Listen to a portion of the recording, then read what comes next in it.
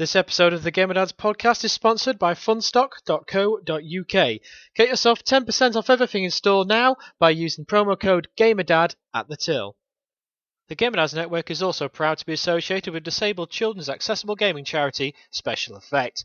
For more information or to make a donation, please go to specialeffect.org.uk.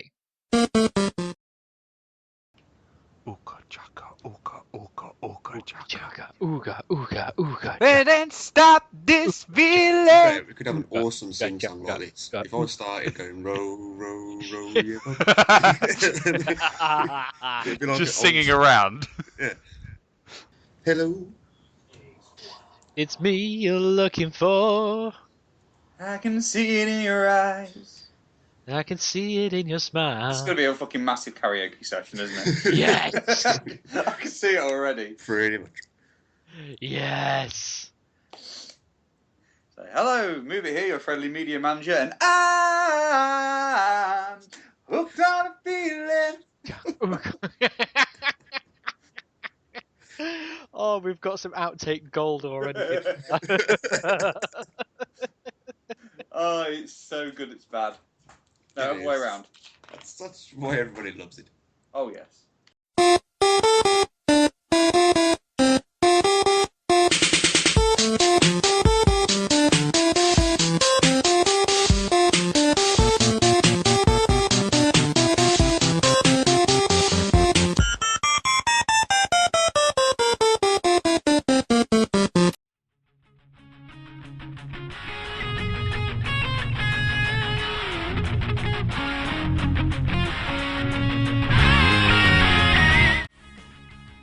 Hello, Gamer Dads. This is Moobit here, your friendly media manager from gamerdads.co.uk.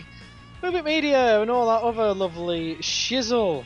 And as I tiptoe into the back garden, into the garden shed, and slowly open the door, picking up a little box full of straw, there's a turtle shell. Giving it a little shake, and out pops the tiny head of JoeyP. Gamer Dads! Woo! Hibernation's over! You were literally 3 seconds into this podcast and you're already promoting your own shit. Did I? Yeah. Oh, yeah.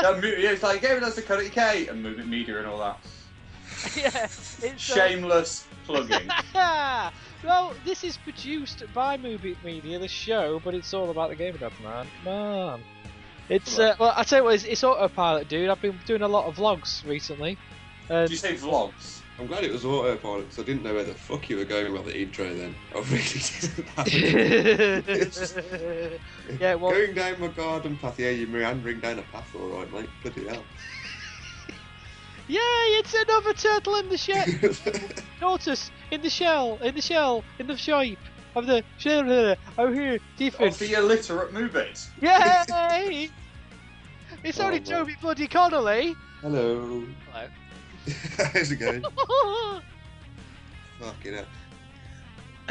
I don't even know what to say. I'm still thrown by the whole garden path, turtle shell things. I thought you were about to explain that you needed a poo. We're gonna have to start again. I thought about turtle head. So, I need a poo. Popping out. Cut. We'll come back to you in a minute. Hang on a minute. Yeah, that's podcast. Passionate issues. No, it's. I was insinuating that we've all been hibernating for the winter. Hence, there's only been 2 podcasts in around Christmas time, and It's still really cold. Surely there's better metaphors. it's March. It's bloody Not freezing. March. It is. Shh! Don't give away the secrets of podcast recording. It will be March when this comes out. Well, it's fucking the 7th of January, mate. Don't. It doesn't take you 3 months to do this. It does. Have you met me? Fucking yeah, does you? I'm a freelancer. I've got a lot of work on. Leave me alone. Right. Oh my god. What? No, just FIFA bullshit. Well, yeah, you hit it on the head. It's football. I mean, come on. Yeah, Alan played with Man United, and for anybody who's with it at the minute with football, that Man United are fucking awful. Apparently that transfers onto electronic games as well. Well, Hey! he was the next gen after all. Yeah, exactly. Yeah. Unlike the 15 minutes of fucking around with Skype on the Xbox One that I did before, I decided to use the old faithful laptop. That was a fucking car wreck in itself. I'll use the headset. No, there's echo. I'll use the Kinnect. No, it sounds like you're in a fucking different planet. Sounds like a good time to have a little flashback and place that sound loop right in. Yeah, sure. I'll Cool. call you because I'm getting an echo on this side. So. Oh, are you now? Mm. Well, that's weird because I'm doing this through my Xbox One on my cable internet. Interesting. Let's have a look. Oh,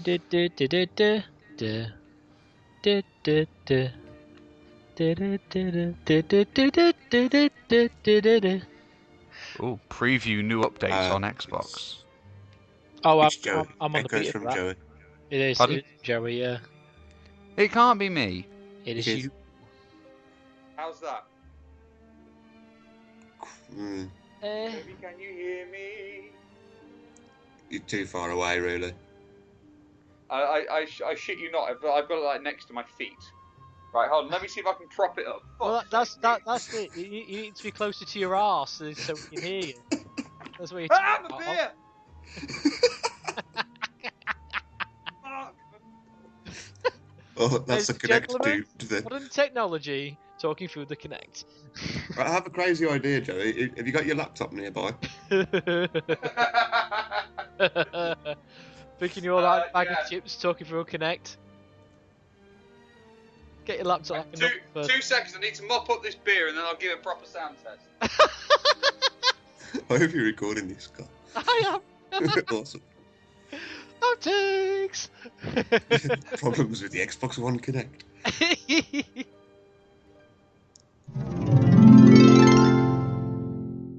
There you go. And I should probably make a note of that timestamp, really, shouldn't I? Future reference. I'm out of practice. Yeah, that was an interesting half hour trying wait for Joey to stop arsing about. It has been a while, though. I know It's been a while. we say this every time we do a podcast, but it has been a while. It has, but we are finally at a stage where we can get back to you, lovely listeners, at a sort of regular basis. Really, we're going to do 2 weekly instead of weekly, just because that just wasn't happening with family commitments and all the rest of it.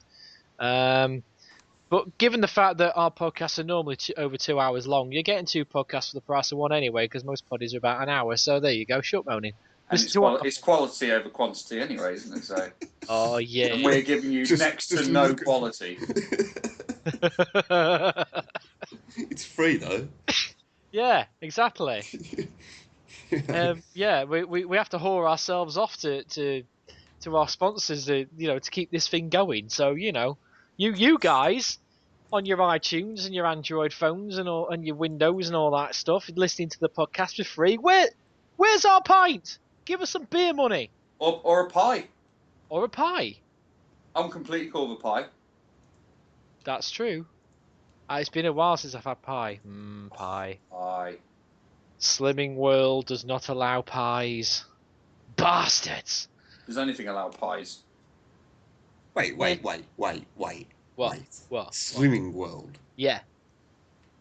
Slimming World. Listeners, just let that sink in for a minute. Slimming World. You go to Slimming World? Yes. You realise if you shaved off your fucking beard, you'd lose about 3 stone.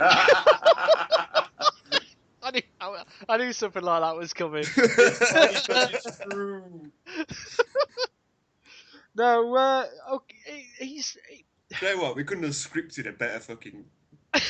we couldn't have a better joke than that, really, could we? That couldn't have been scripted. That is a grade A joke right there. That deserves a ding or something if I can be bothered to put it. Which probably won't happen. So don't worry. No.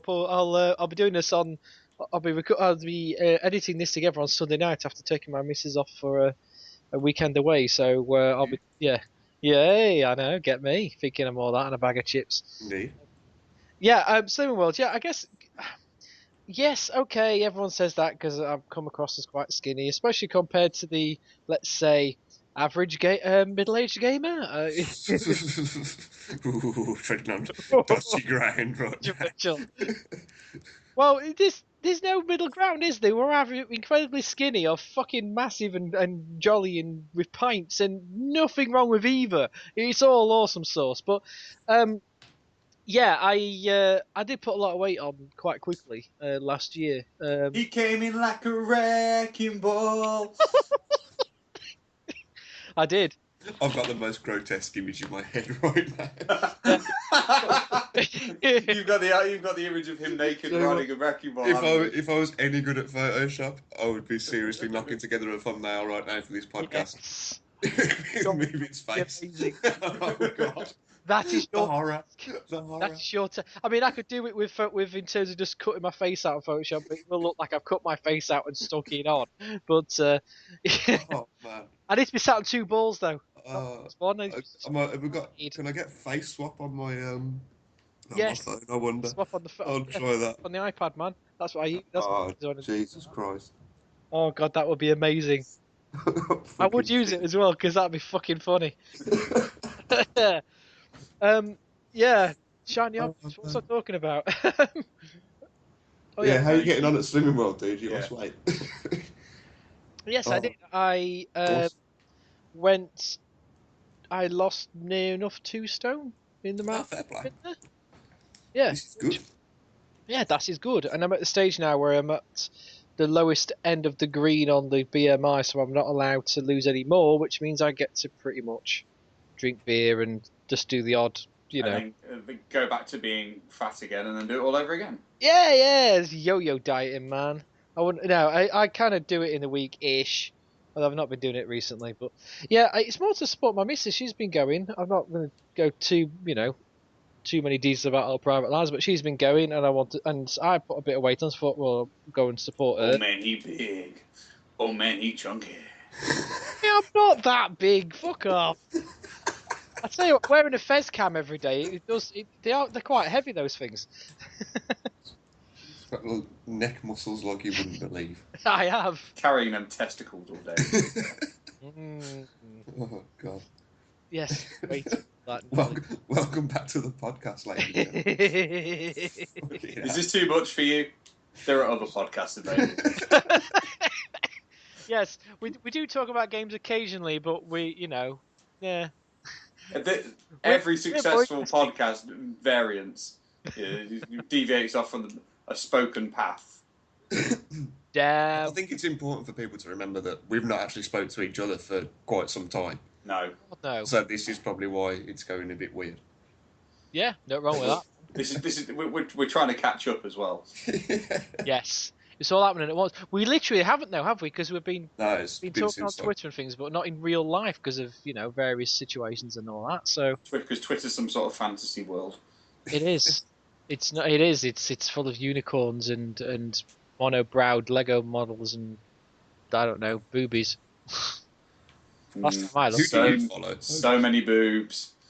So the I literally got to that point on Twitter. I mean, I never used to use it a lot. I got on it to sort of start talking to some gamer dads and that, and like all of you guys should too. If you're not on Twitter, get on Twitter, follow us. We'll give you out some names at the end of the show. But anyway, boobs. I basically got onto it to start talking to you guys, and then I realised just how many breasts are on Twitter. Like follow. Every other picture now is a minger of breast. It really is, isn't it? It's kind of sad in a way. Well, it is, yeah. I mean, I'm not objective to the occasional boob, but oh. What? You just come. No, sorry. Maybe I shouldn't play FIFA while I'm podcasting. That was badly timed, my friend. That was badly timed. The occasional bit. Oh yeah. Oh baby. Jesus No. Christ. I just think, gentlemen and ladies, because there's lots of lecherous pictures of men out there as well as ladies, put it away and just say something interesting. That's what Twitter's for. Here endeth the lesson of the old man with a daughter. I say. What I say? This never happened in my day. What-o? Oh, well, yes, we all sat around the table and had a conversation, dear chap. Indeed. And speaking of conversations, this is supposed to be a gaming podcast, is it not? I agree, Those sir. things are. It's What it about... says Hello? it says it in the title of our institution. Oh, yes, it does. So it does, my friend. Yes, yes. I've not looked up at that sign for quite a few years. I don't know why I'm talking like this anymore. You should have stopped by now. Yeah. Yes. What You about should. those games then, gentlemen? What have we been playing? I have been playing mostly Battlefield 4. That's about Kill it. sprees. Yeah, I know. I know. I'm not gonna lie. That's pretty much. I'm still on 360, aren't I? So it's quite a shame. Oh, well, But yeah, 60. Battlefield 4. But at the same time, I've also there's been a lot of free-to-play stuff coming out recently. WARFACE and World of Tanks and the Games with Gold thing's still ongoing. So I've been getting some freebies and stuff like that, which is all good. I will talk about Warface momentarily because I've been reviewing that as part of my freelance duties. Do you want to talk about it now? Joey's back, aren't you? Yeah, I'm back. Yeah, everything, all my electronical equipment seems to be having really weird spazzy attacks. It's because that someone a car went past with its headlights on and all the locals were chasing it. It's the Menenian bug. Yes, something like that. Well, you live in Lincoln Castle, don't you? In one of the towers. Must be crap Wi-Fi signal in there. Says you from fucking Nottingham. Not from, in. Not near enough. My defence. do you know what? Right, there is a artist at the minute, a young man called Jake Bug, who is from Nottingham. Yep. He wrote a song about Nottingham. He did. Called Slumville Sunrise. Kinda says it all. Fucking hell. He was talking about one area of Nottingham, like everyone from Nottingham knows. I will actually defend Nottingham to the hilt, because it's why I moved here. It's one of my favourite cities, alongside Birmingham, funnily enough, which Toby will like. Yeah, that's good. Yeah, there's something about Birmingham. I don't know what it is. No, Nottingham's No, not many people do, to be fair. I think it's maybe good to visit rather than live there. Maybe would you agree? I don't know. It's. I wouldn't agree with that. No, it's a good city, Birmingham. I like it. Good, big up the Bronx. Hang on a second, my cat is in the fucking bin.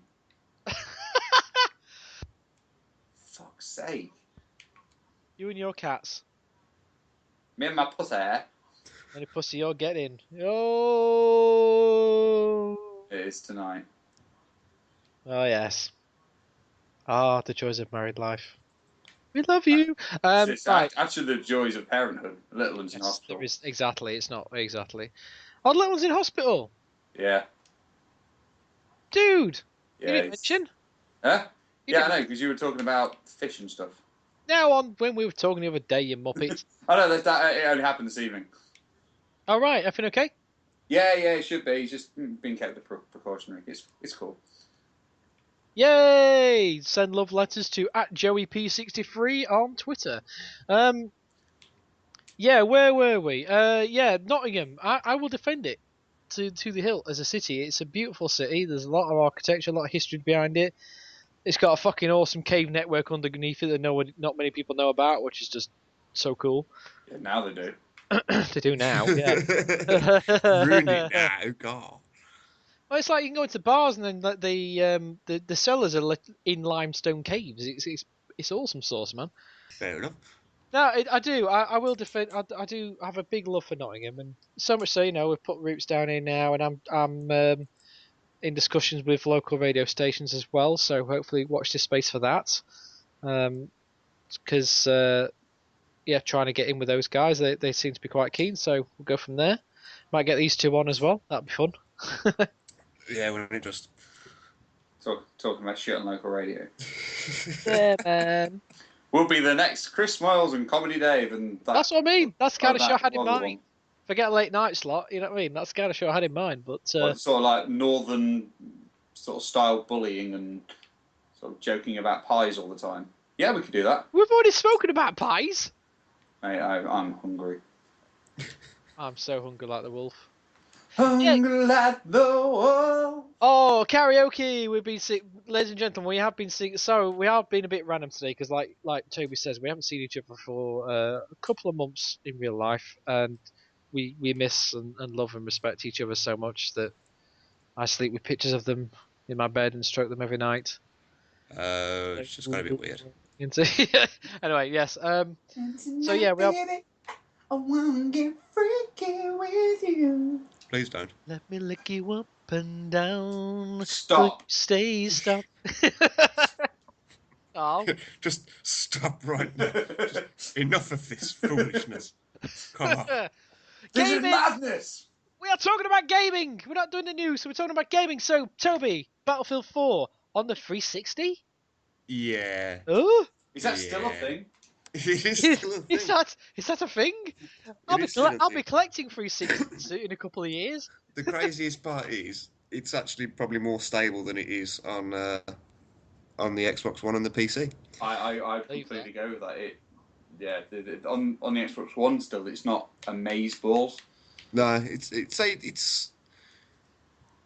good. I mean, it's a shame that it's only like 24 players and all the rest of it, and you can really tell the difference on certain maps. And obviously the graphics aren't as good and blah blah blah.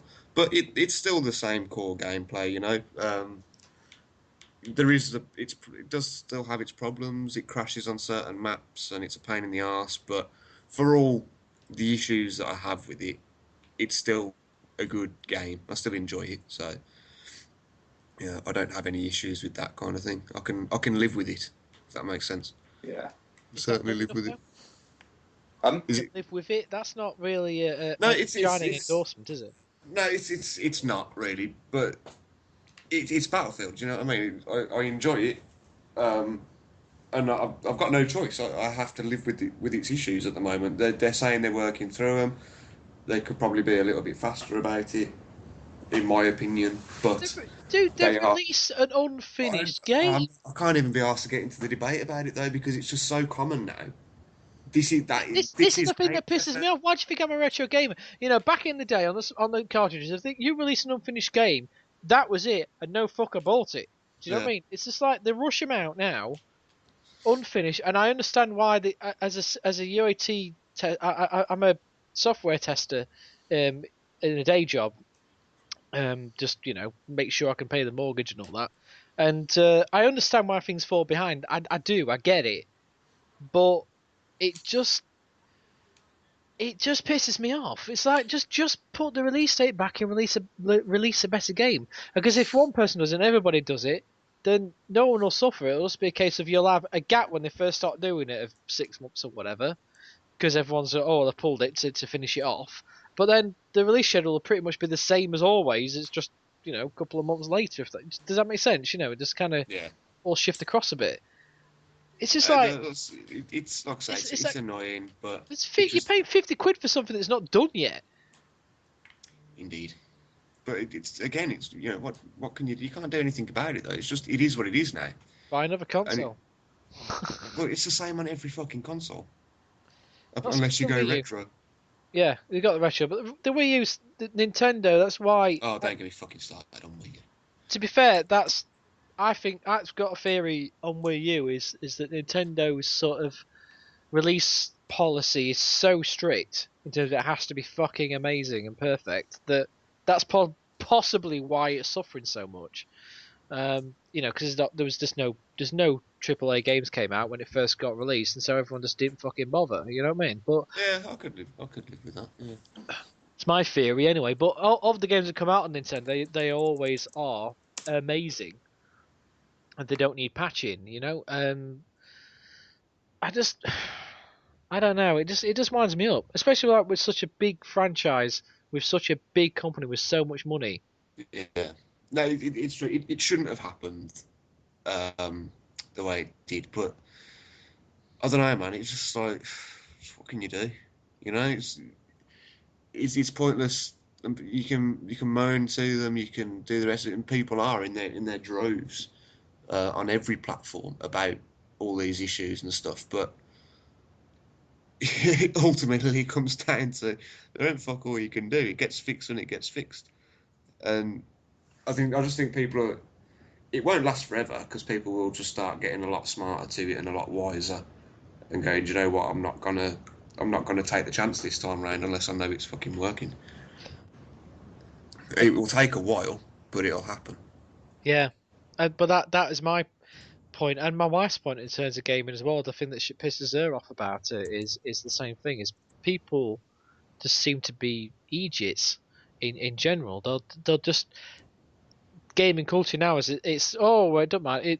Nothing on you, Toby, but people accept a certain level of yeah, I'll buy it now, and then maybe it'll get patched, 3-4 months down the line, be right. Well, you shouldn't. If people just went, you know what, no, fuck this, I'm not buying into this, and just voted with their wallets, Absolutely. it'd change.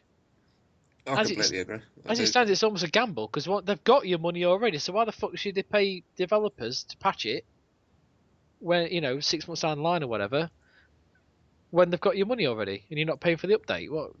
What's in it for them? Apart from, negative publicity, but people still buy the stuff anyway, especially with the AAAs. I say it's a pain. It really is a pain. Fortunately, on the 360 version of BF4, the core gameplay's there, and the issues aren't so detrimental that you can't play it at all, like what some PC players are experiencing or Xbox One players are experiencing. I can still load it up generally and play with my friends and all the rest of it. But yeah, there's certain maps I know not to play because it'll crash. Really? Yeah. Wow. Like Dawnbreaker, for example, I will crash near enough guaranteed every time I play that map. The system will just lock up completely.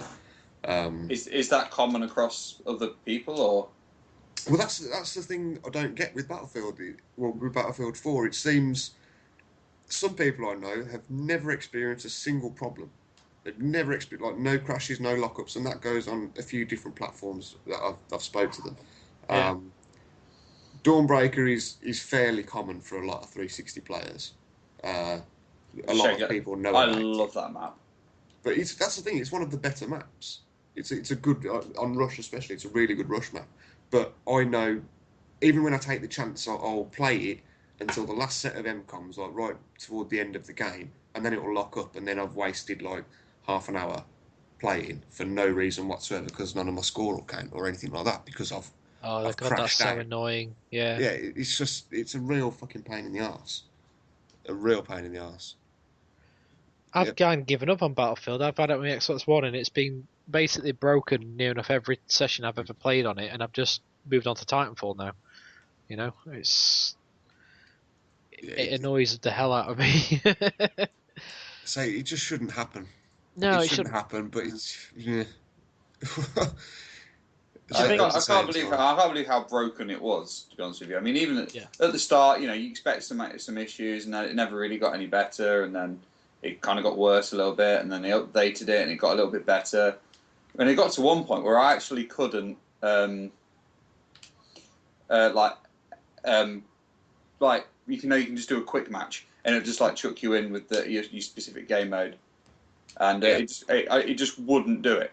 Yeah, it just press it and it just kick you out. I'd actually have to do the server browser, try to do it that way, and then I'd get put in a queue, even though it said there was no queuing spaces, and it would. To be honest with you, it kind of puts you off playing the game because if it takes you 20 minutes to try and get in one, then then you're just like, okay, that's obviously being dads and limited time and all that.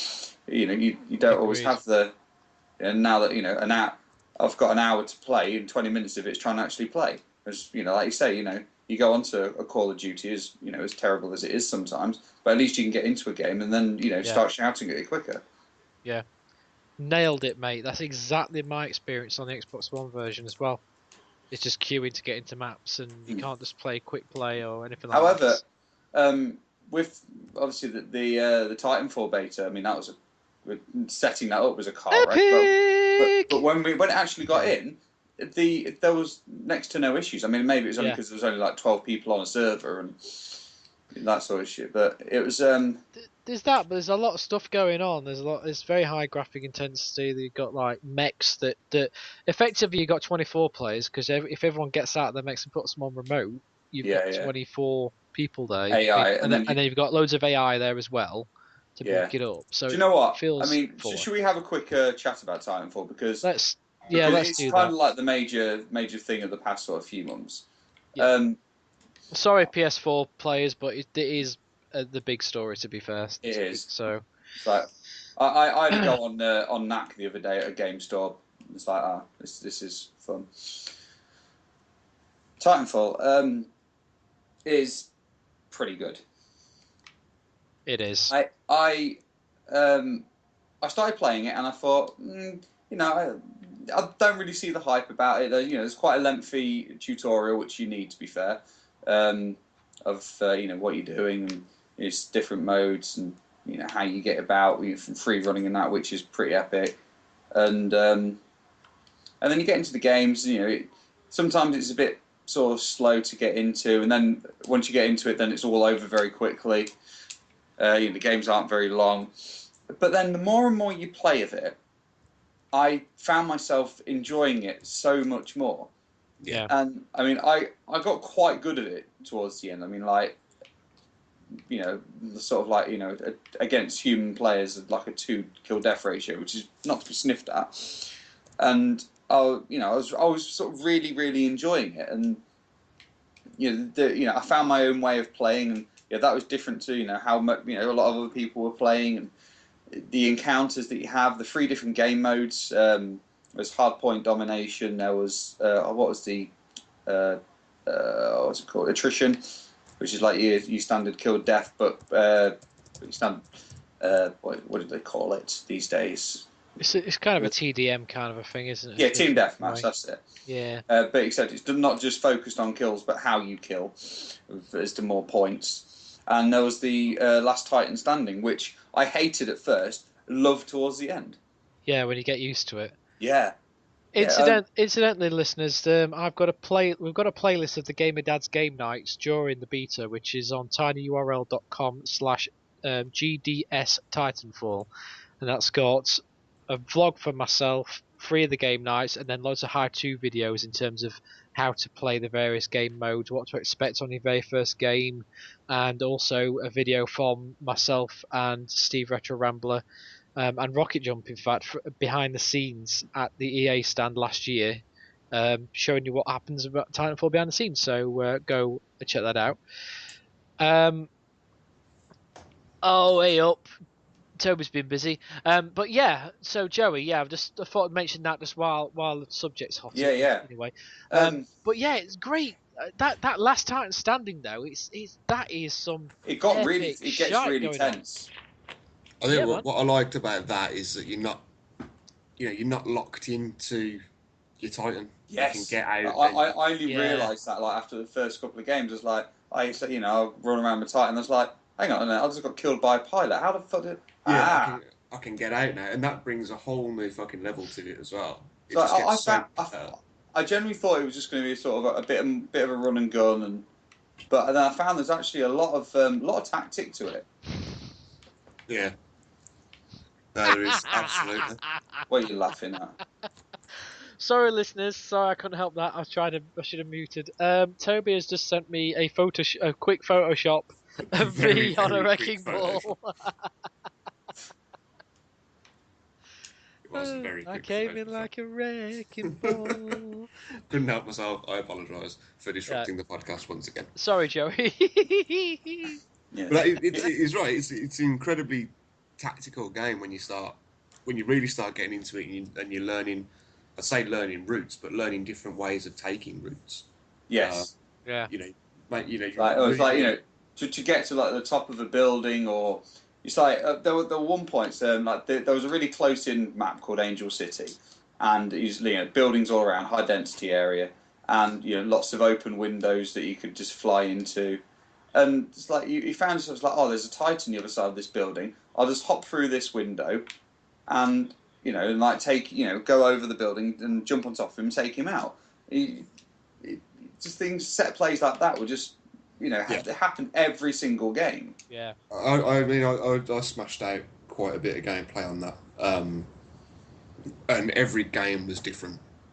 Yes. Which I like. Fair enough. People were getting used to it and stuff still, but every round felt very different. It didn't feel the same because you half the time you forget which way to go, or which way you went before. So you'll take a different rooftop or go through a different window. I noticed that the pods with the grunts in, they drop in different places. So you're always running into different clusters of people calling in the Titans at different times. I mean, there was one recurring theme that I noticed, but I quite liked, is that at the start of the game, only 1 or 2 Titans might appear, but then by the end of the game, pretty much everyone's got them, and it just depends how quickly they all get destroyed. And I quite liked that the game will change the longer it goes on. It won't be a constant running around and shooting. You can change it up, and it will change up itself. I thought I really liked it. I really like it. I think one of the more controversial points of the game is the AI bots, but they're not calling them bots. They call them special AI, basically players, because they do think like players. They sort of heal each other. They attack other AI bots, and it's like you don't get many points for killing them. They are rather easy to kill. Yeah, but they're stupid. If you kill them, it does quicken up your Titanfall. Which I didn't find out until sort of like halfway through the beta. It's like, right, I see. That's what I was doing. Like I say, my different game style is obviously I have a run round like an APIF, like I do in Call of Duty. That's why my kill death ratio is so low. But I found in Titanfall I was actually quite good at sniping, and it was like because you can, free run up buildings and you can jump off of building walls and kind of zigzag up the side of the skyscrapers to get onto the roof. You do that and you just start like sniping all the bots, the AI bots as they start coming down, because they only take one sniper bullet, the AI guys.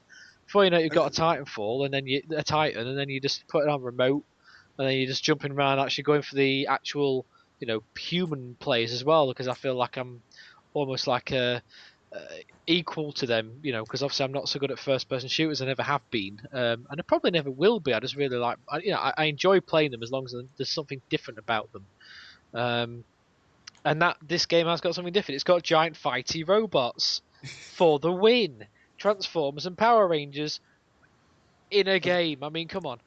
Yeah, I found found myself like at some points I'd find like a building that I quite liked, and I'd not camping as such, but more just I'd like be in one window and get some guys coming towards one point, go to the other, go to a doorway, throw grenades, and then like when I got my Titan, I'd just sort of plonk it outside and just sort of like keep hold, because the in the hard point domination. The other map that we had, I can't remember its name now. Something.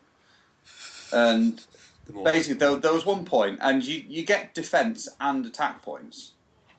And I found myself just keeping it this one place, and I had my Titan sort of remotely following me outside the building, and I was inside the building, and I scored double the amount of points as the next high scoring person.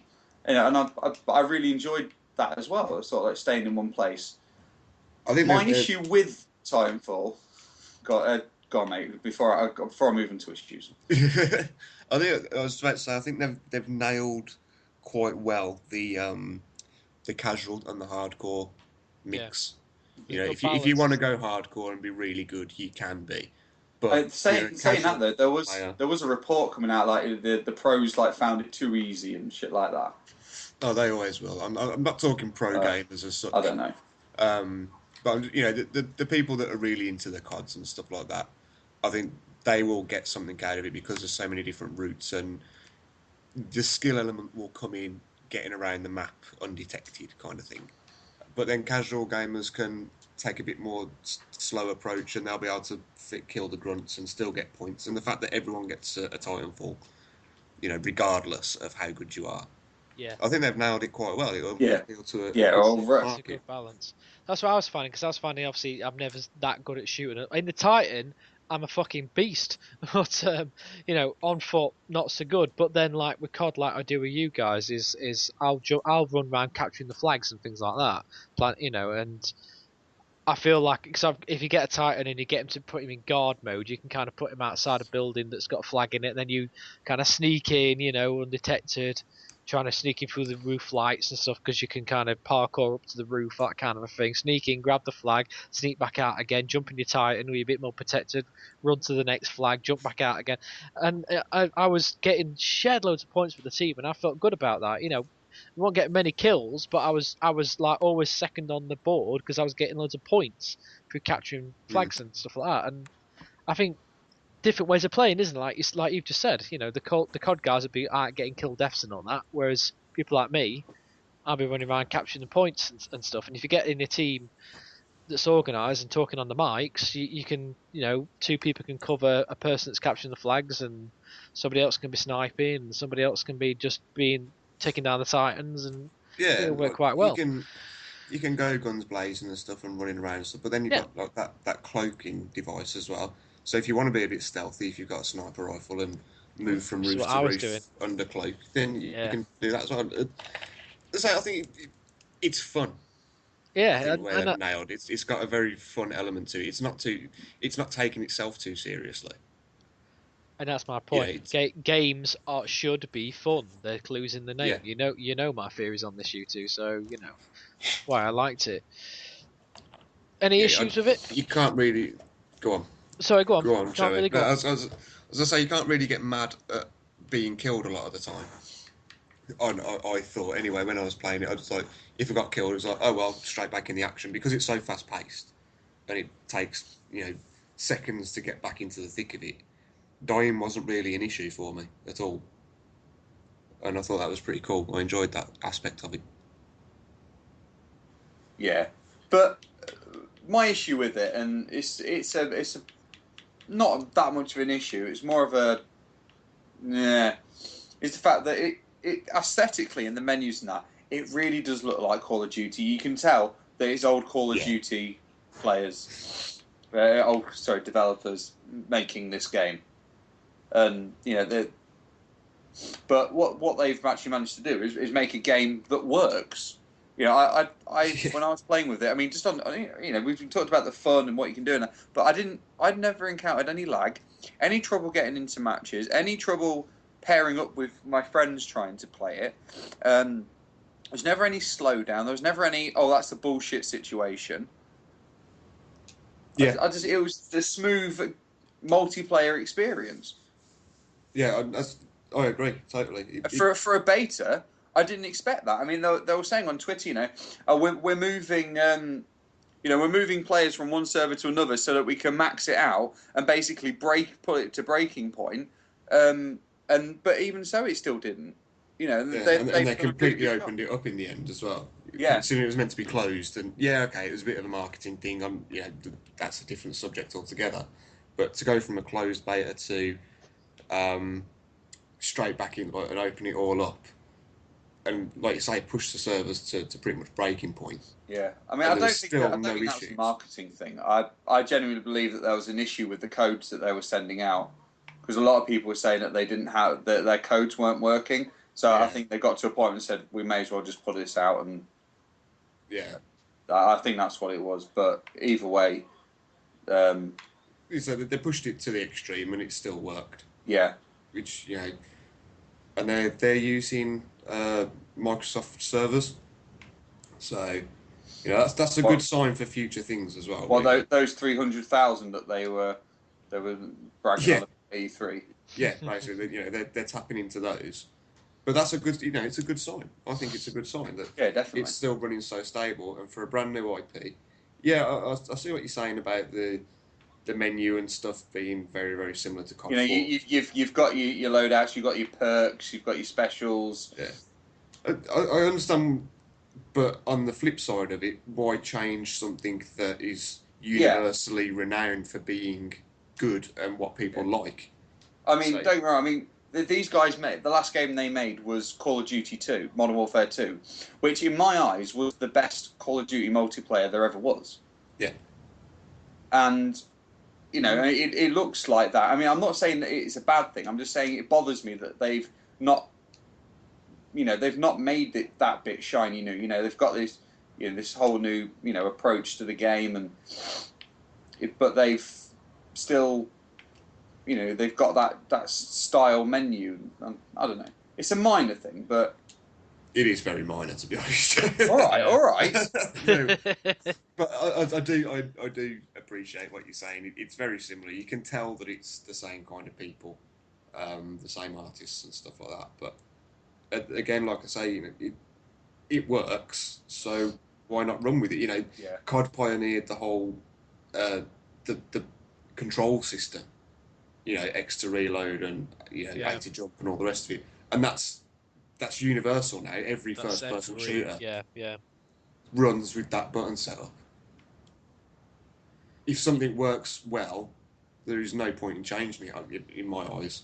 And for something like a menu system, well, if that's what, and let's not get it wrong, they're targeting the COD crowd with this, without a doubt. They're COD devs, aren't they? Let's face it. Yeah, but their this target is a COD market replacer.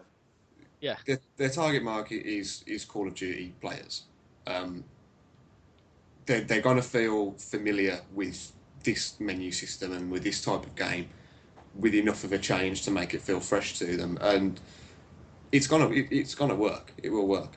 The only downside I could possibly see is for how long people stay on it. I know what you mean. It's longevity is in question. I know a lot of the stuff in the beta was, not available. But apparently they're going to have 15 maps in the end. There's going to be 33 different weapons. And... Yeah, so the stuff there to unlock and strive for and stuff, which is fine. They know what they're doing, and it's let's not get it wrong. They're well aware of what they're doing and what they're up against. But the actual style of combat, I wonder how long people are going to be happy with that, or how long it will be before die-hard COD players just get sick of giant robots landing on them and fucking them up. To be honest with you, that's fucking immense fun when you do it. Oh, man, yeah, it is. I did it completely by fluke, and I was just like, okay, that was cool. Yeah. It's just like what you see on the videos on that playlist I just said. It's like this section there I've left in where I'm just running through like as a grunt or as an on foot soldier, and there's just mayhem going on all around me. There's like explosions all around me. There's fucking robots landing either side of me. I'm trying to run into a building to get out of the way, and there's like four players like flying over with jetpacks, 2 Titans landing next to me. The whole building in front of me explodes. It's just like, this is awesome, So there was one point where I was playing Last Titan Standing, and I was trying to sort of like sharpshoot this one guy because he was quite away in the distance, and I was just trying to like pop shots of him. Could not get a single aim on him because every time I fired, there was an explosion. Yeah. The ground was shaking because of something. Oh man, if you switch on your surround sound system, if you've got one, when you play that game, it basically shakes your bricks out your house. It's insane. But it's just fun. It's just silly, which is kind of why I liked it. And also, guys, cheapest I've seen it, £42 on Amazon. There you go. This is ridiculously cheap considering most, even like in game and places like that, Forza 5, which is like near enough everybody's got right now. It's still £55. Or of course you've got the latest announcement. If you haven't got an Xbox One yet, for $399 you can get an Xbox One and Titanfall thrown in. Limited stock, but GameSpot UK are doing that deal for $369. Yeah, I read that. Which is a ridiculous saving. That's humongous. Even if you don't want the game, the console itself is obviously for that price. Is it a physical copy? Do you know, or is it? It's a DLC one. Yeah, it's a DLC one. Which is quite a big download. So it does take up a hefty chunk of your hard drive, but it is a big hard drive on the Xbox One. Meant to be like 40 gig, I think I heard. Yeah, I think so, and it's something like time of press, I think it's a 20 gig install from a disc, and if you do like an install and run the disc at the same time, and I think it's like a 40 or 50 gig if you do it the whole thing. Yeah, it's quite big, basically. Although, weirdly enough, somebody tweeted earlier on, forgive me guys, I ain't got time to look it up, whoever you were, but I did retweet you. He put, it was the download copy to buy it from the Xbox Marketplace straight onto your Xbox One was 55, let's say, and then the physical copy from the same from the shop across his road was like 48, I think, something like that. Yeah. It's like, well, what? Microsoft have come out and they've said that they are looking at the pricing of such things, and They I should. think like they're dropping like Rise Son of Rome to like £25 or something like that, just to see if it does actually generate more sales, which it will. Yeah. Well, they're doing something on the You're on not the paying 360 at the distribution moment. discs. You know what I mean? You're not getting the artwork. It's just They're having like a Steam log sale on the 360 at the moment. With Yeah, I've seen that. Ridiculous savings on it. Really, really good. Like, it's good, solid games that have got like 75% off, 50% off. I think Modern Warfare 3 and Black Ops. Black Ops 2. Yeah. Had like 50% off. Skyrim was like 75% or something like that at one point. They had Mass Effect, and that was £1.95. what? Yeah. Actually, honestly, that makes sense. To second hand, it's like 50p.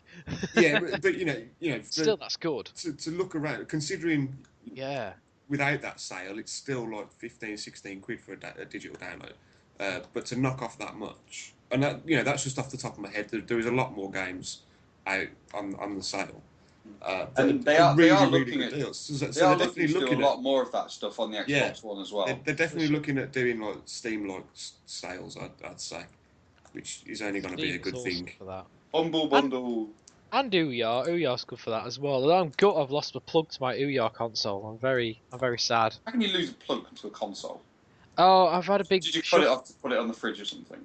Something like that, yeah. No, I've got a games room, and then I've got the living room as well, and I tend to swap the consoles around occasionally. And somewhere along the line in transit, I've lost the plug to the Ouya, so I need to. Yeah, I don't know how I've managed it. But yeah, it'll be around. It'll be one of my tech cupboards somewhere, but it's just under a pile of wires and stuff. I'll never find it. So yeah. Speaking anyway, FPSs. So we've gone from. Actually, it's a good little segue there because we've gone from premium AAA games which are fun to cheap games, which are downloadable and more on the PlayStation as well, so I hear. And then let's go back to what Toby was saying earlier on. I got asked to review last week. I've forgotten what it's called. Warface. Warface, yeah. You're a Warface. Yeah, you're a Warface. I'm a Spartacus. I'd like to see Joe. Have you played this yet, or was it just? I haven't. No, I'm. I think this might be a two-sided argument, really. Stay a while and listen and become. I will impartially judge your arguments. Yeah. Okay. Well, impartially judge our arguments after this message from our sponsor. This podcast is sponsored by funstock.co.uk, a UK-based online retailer who specialise in retro video game consoles including Neo Geo, Sega and Atari, and current-gen video games across all systems, both in physical and digital download formats. And don't forget, funstock.co.uk are an exclusive distributor of the amazing Neo Geo X console. Visit Funstock online right now to see everything that they have to offer, and don't forget to look them up on Facebook, Twitter, Pinterest and YouTube. funstock.co.uk.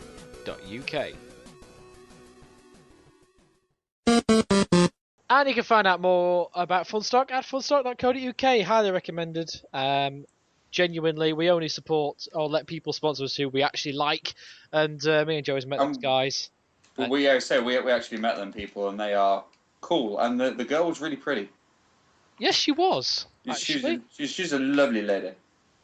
Lovely lady. And she gave me a good deal on the Neo Geo X, which is fucking awesome. So, get yourself onto funstock.co.uk. If you buy anything, make sure you put in... Well, can we turn the mobile fucking phones off here, yes, please. Professional. I'm trying to big up our sponsors here.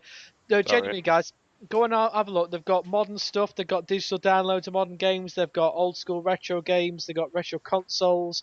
They've got modern retro consoles. They've got merchandise, all sorts of stuff. So get yourself down. If you buy anything, put in the code GAMERDAD, GAMERGAD, GAMERDAD, into the till. At the end, you will get 10% off everything. So get yourself down there and make sure you tell them you found about it from the Gametronics podcast.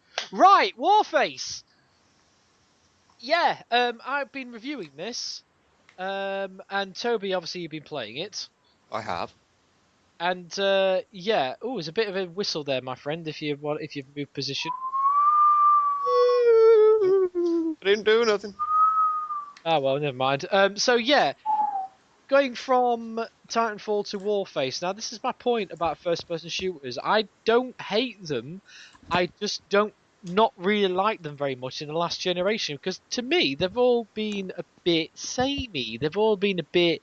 Well, as we said with Titanfall in a way, they all look the same. They've got the same kind of menu, same kind of gameplay. This with Titanfall is you've got the difference of the giant fighty robots to make it a bit different.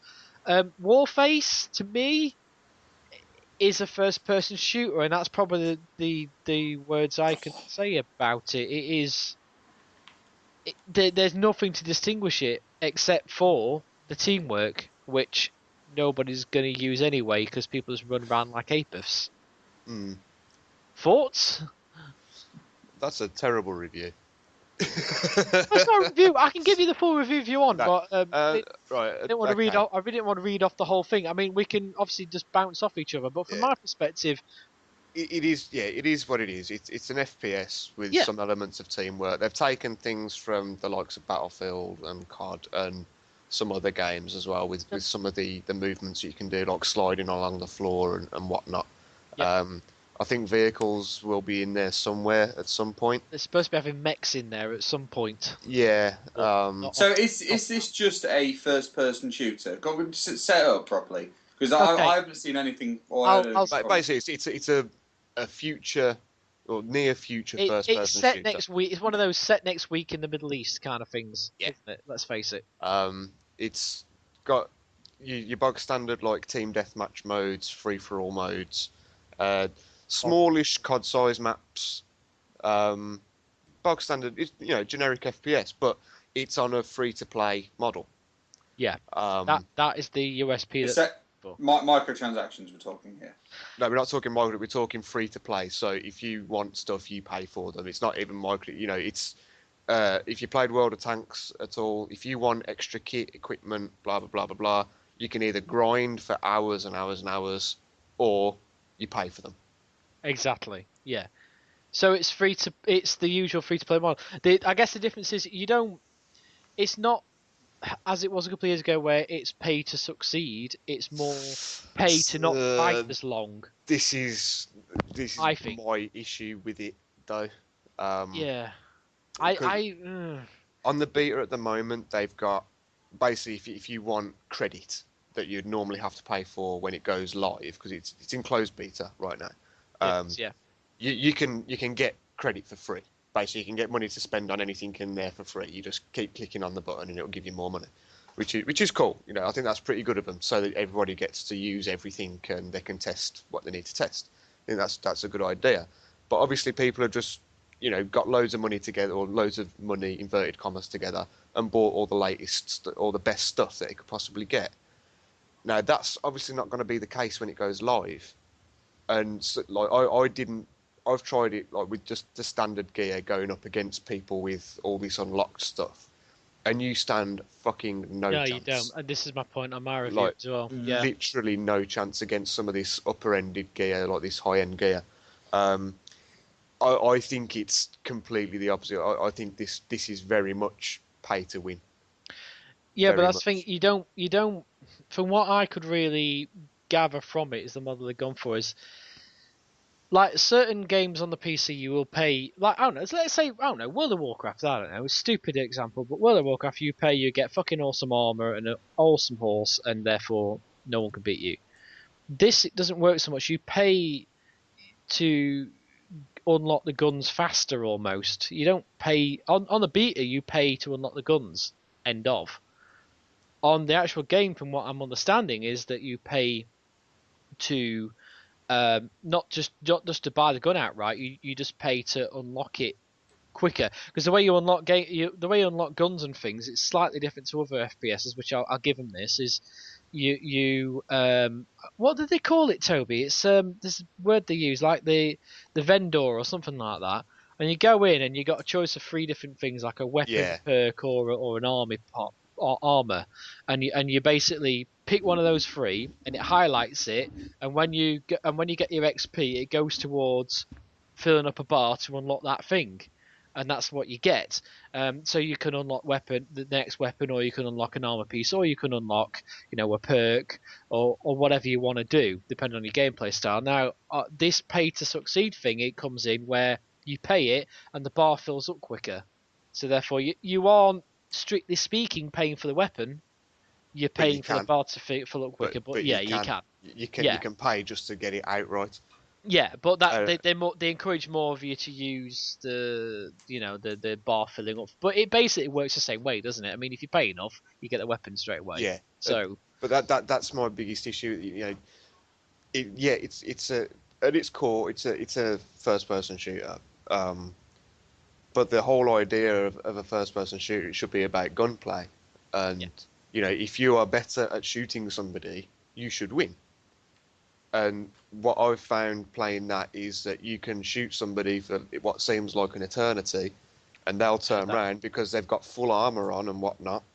They turn around with their super duper gun and one-shot you from across the map, and you're just like, that's not fair in my eyes.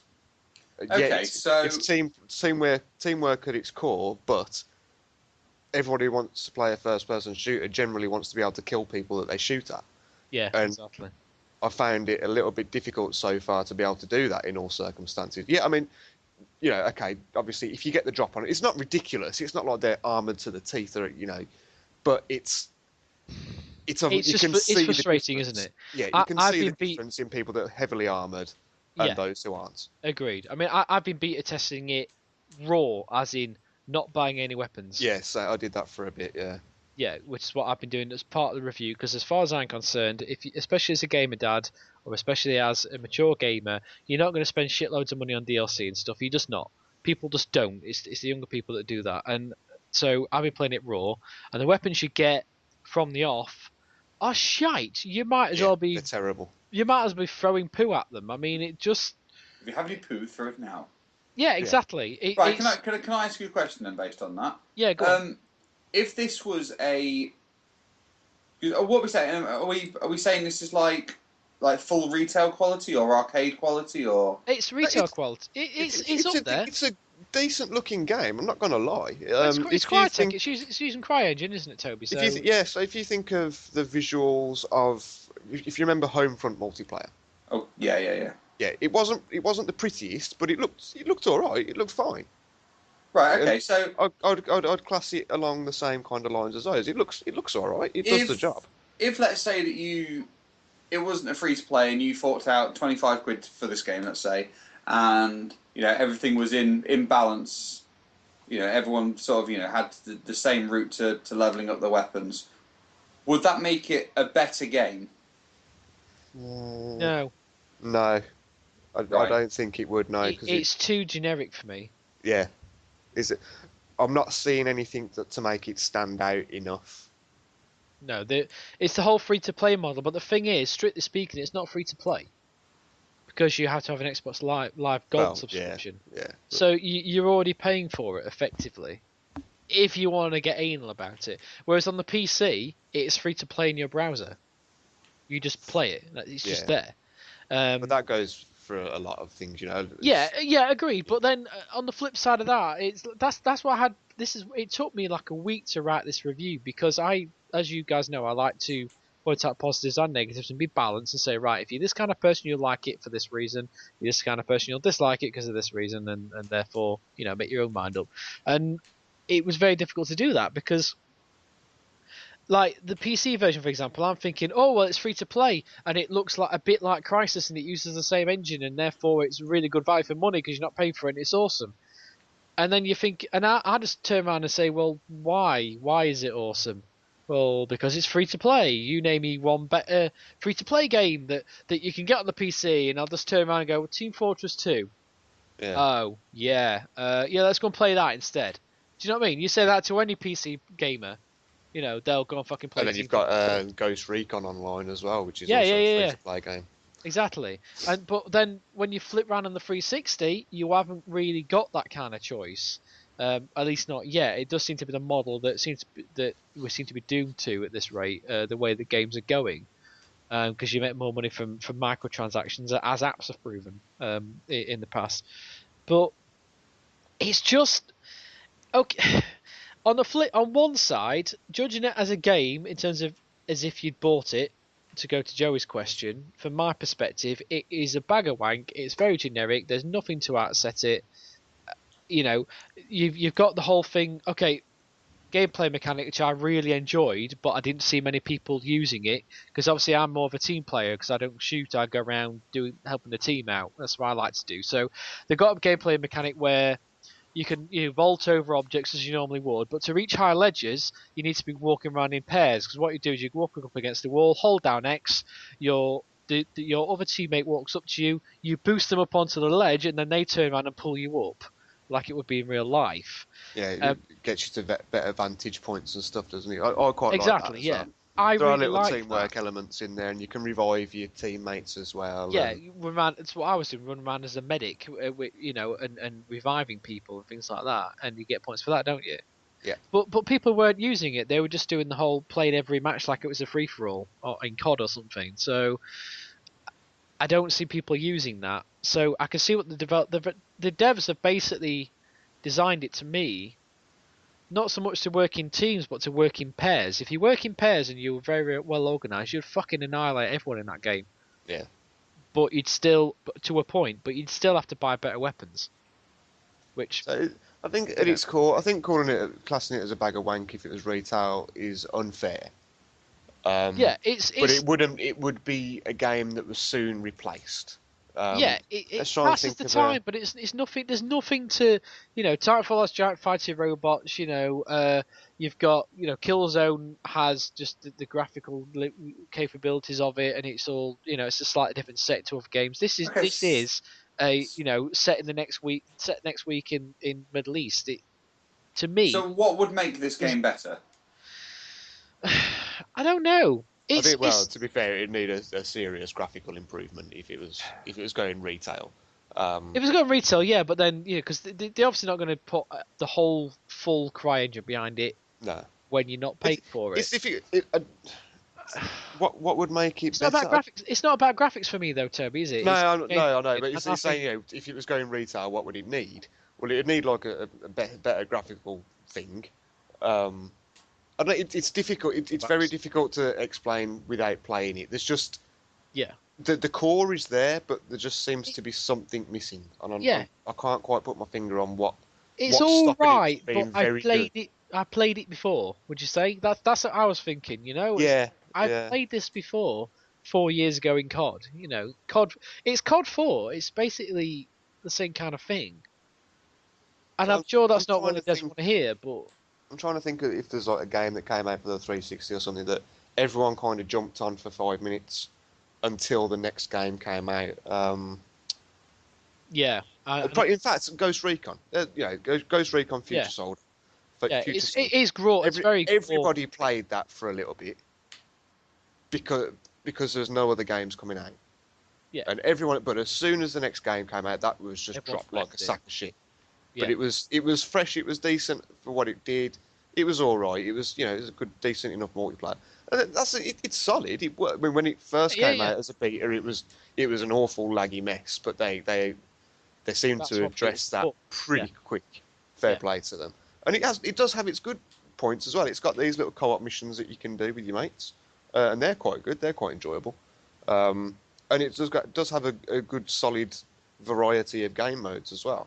And there's lots of customization and stuff. Yeah, it's all different things that you have to buy or unlock, but you can really personalise your soldier with you can put different attachments on your guns and all the rest. That's it's got a lot of things going for it. But it's just not. I think you'd have to put an awful amount of time into it or an awful lot of money to get the most out of it, and it's not strong enough for me to warrant putting a lot of time in.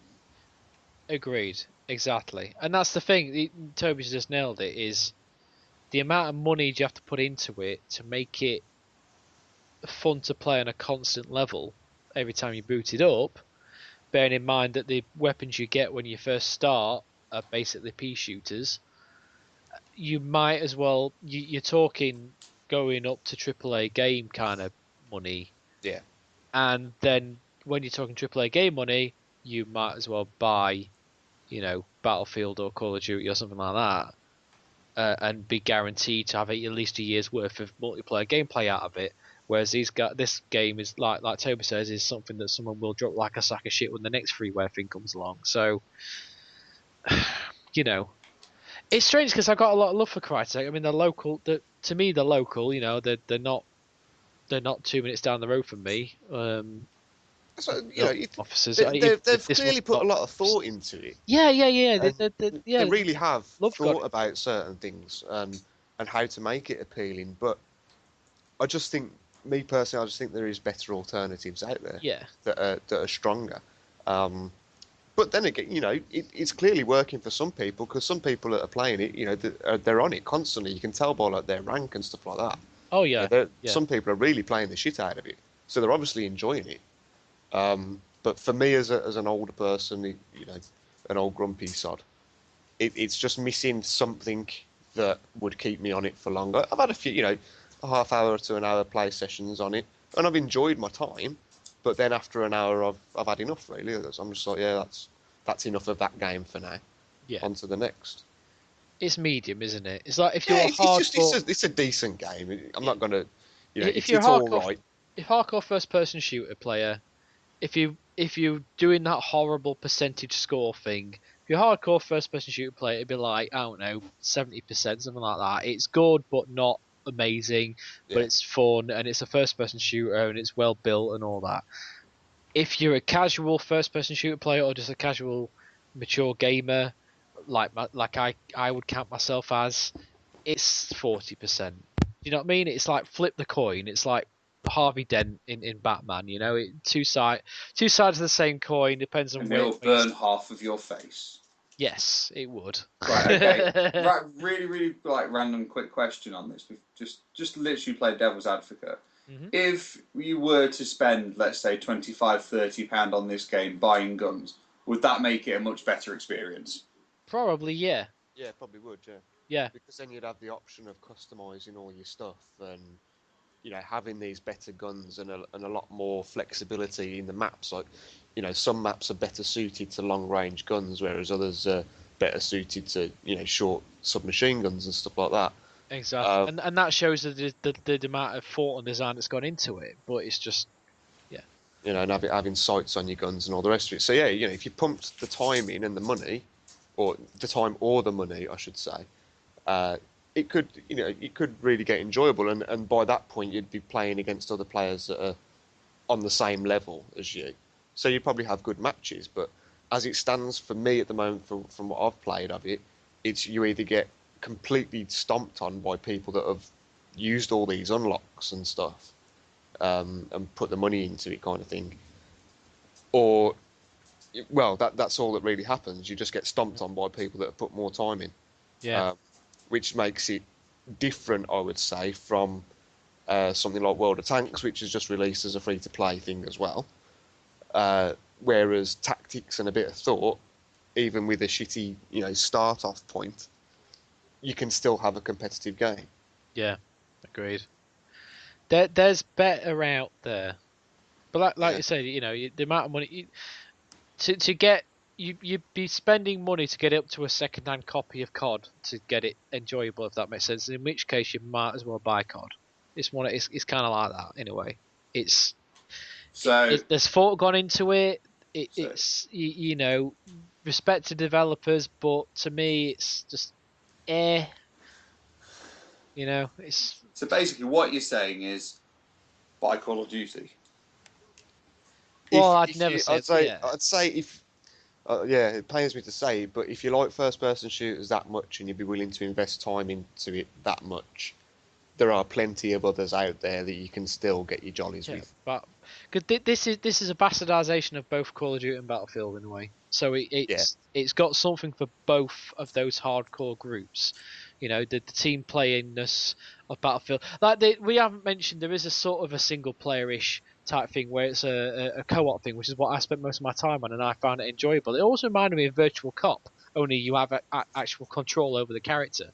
You Yeah, basically walk down. the Do you know co-op's what I mean? pretty decent. It's quite that's It's fun. That is it's got fun. its good elements. It really does. Yeah, the co-op's good. So you're walking down. To give you an example, you're walking down, Middle Eastern setting, but it's basically a corridor shooter. Only curvy corridors, and you go through buildings and stuff. But it's basically a linear level that you walk through with 3 other people, and you can walk through with different classes as per the FPS, multiplayer. And you just got hordes of AI enemies coming at you.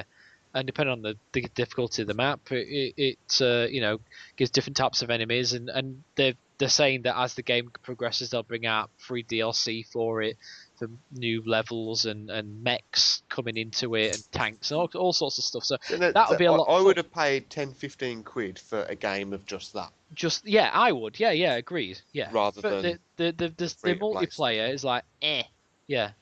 But yeah, that level thing is great because you have to work together, don't you? I don't know if you worked with like random people, Toby. But obviously, when I was doing it, I was in a group of people, and like I chose the medic class, so you get a shotgun. So you have to run up to the. You got a ridiculously overpowered shotgun, which takes 1 shot, but you have to run quite close to him. Yeah, you have to be like a meter away, otherwise. Yeah, and it takes them down. But then obviously your other enemies, your other players are using proper guns, and then you can walk up and give them a med pack to heal them, and you're just basically keeping everyone else alive to get you to the end of the level.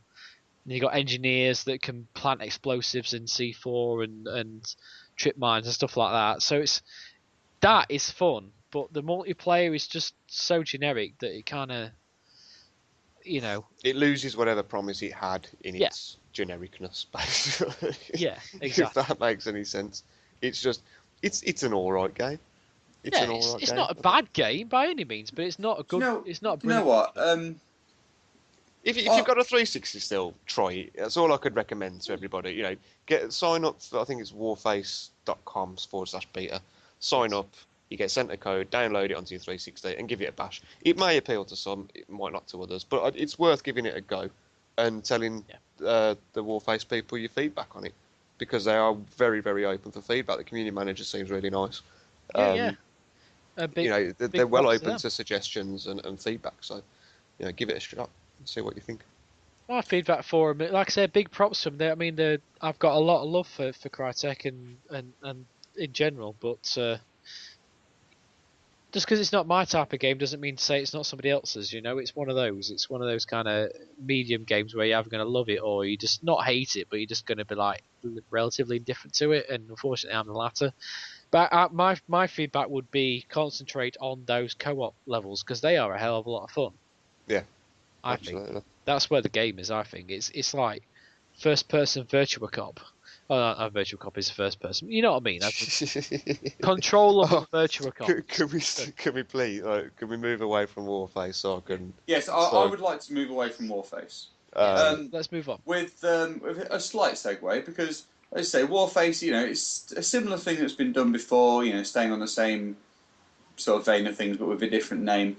A couple of weeks ago, there was a new IP called The Shadow of Mordor announced. Now, there we go. This is a third-person game set in the Lord of the Rings universe. You play a ranger with special wraith powers, and there is what's called the Nemesis system, where basically your enemies remember their encounters with you, and if they've ran away, and then they will basically tell other people of how incredible you are, and then like other scores of people will be scared of you, or if you lost a battle, then then they'll be more inclined to fight you. And it all seems very intelligent. It looks very beautiful. I'm a big Lord of the Rings fan, so naturally this sort of screams out to me. My issue with it, and I don't know if you guys have seen the trailer for it. There's like a little gameplay trailer for it. Is it looks like Assassin's Creed with a Lord of the Rings skin on it. There's one part where I can't remember the protagonist's name, but he basically runs up, he climbs up this building, goes across this ledge. It just absolutely screams out Assassin's Creed. Now, there's nothing particularly wrong with that. It's Assassin's Creed is a massive franchise, and it's done well, etc., etc.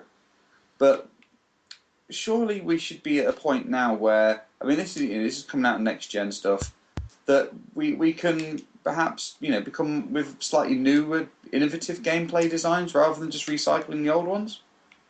Have you seen it then, Carl? I've watched the trailer. That's as much as I've seen. That's as much as there is at the minute. Yeah, it is Assassin's Creed from what they're showing. You're right. They've even got a bit now. In fact, I'm watching it back now as we're recording, just to sort of jog my memory, and it is at the moment jumping from beam to beam. Across a cottagey, castle-y type background, and again, that's just Assassin's Creed 2. That isn't don't it? sound very Lord of the Rings to me. No, it's it's basically. I mean, what the story is that you're a ranger like Aragorn, if you're not that, it'll be Lord of the Rings, but with ring wraith-like abilities. Now that ring wraith world looks awfully like the Eagle mode on Assassin's Creed. Right. It does. Yeah. You can sort of like you can have special powers while you're in it. You can you can zoom to enemies, you can scare enemies with it, and you can do cool stuff while you're in that mode. But when you're in it, it looks like the world that Frodo and Bilbo see when they put on the ring. It really does look like that. But with the way that it highlights enemies and tells you what they are and where they are, and it just looks like the Eagle mode from. Yeah. What studio makes it? Oh, you fucking killing me now. Put It's you on the spot. Come on, Carl, you're watching it. Nice bit of editing on this. It is. It doesn't even say on the description. What the fuck? What's it called? Hang on, I'm Shadow of Googling. Mordor. I'm sure it's someone quite high up. Having a Google. Warner Brother Games, Monolith. Monolith. Monolith, that's them. Yeah, there it is. Monolith design director Michael De Plata. Yeah, there he is. Yeah, so it's Monolith. So yeah, so it's Monolith. So I'd say I know of their work. No, it's a name that floats about. Looks like they're bringing it out on the 360, Xbox One, PS3, PS4, PC. Probably fucking the Nokia 3310. Is it going to be another just a shitty license tack on there?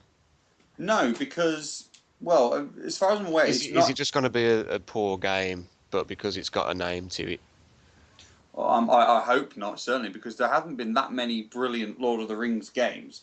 No, but I mean PS2 was the last decent one. Yeah, the Twin Towers game. Yeah. That was fantastic. That was an awesome game.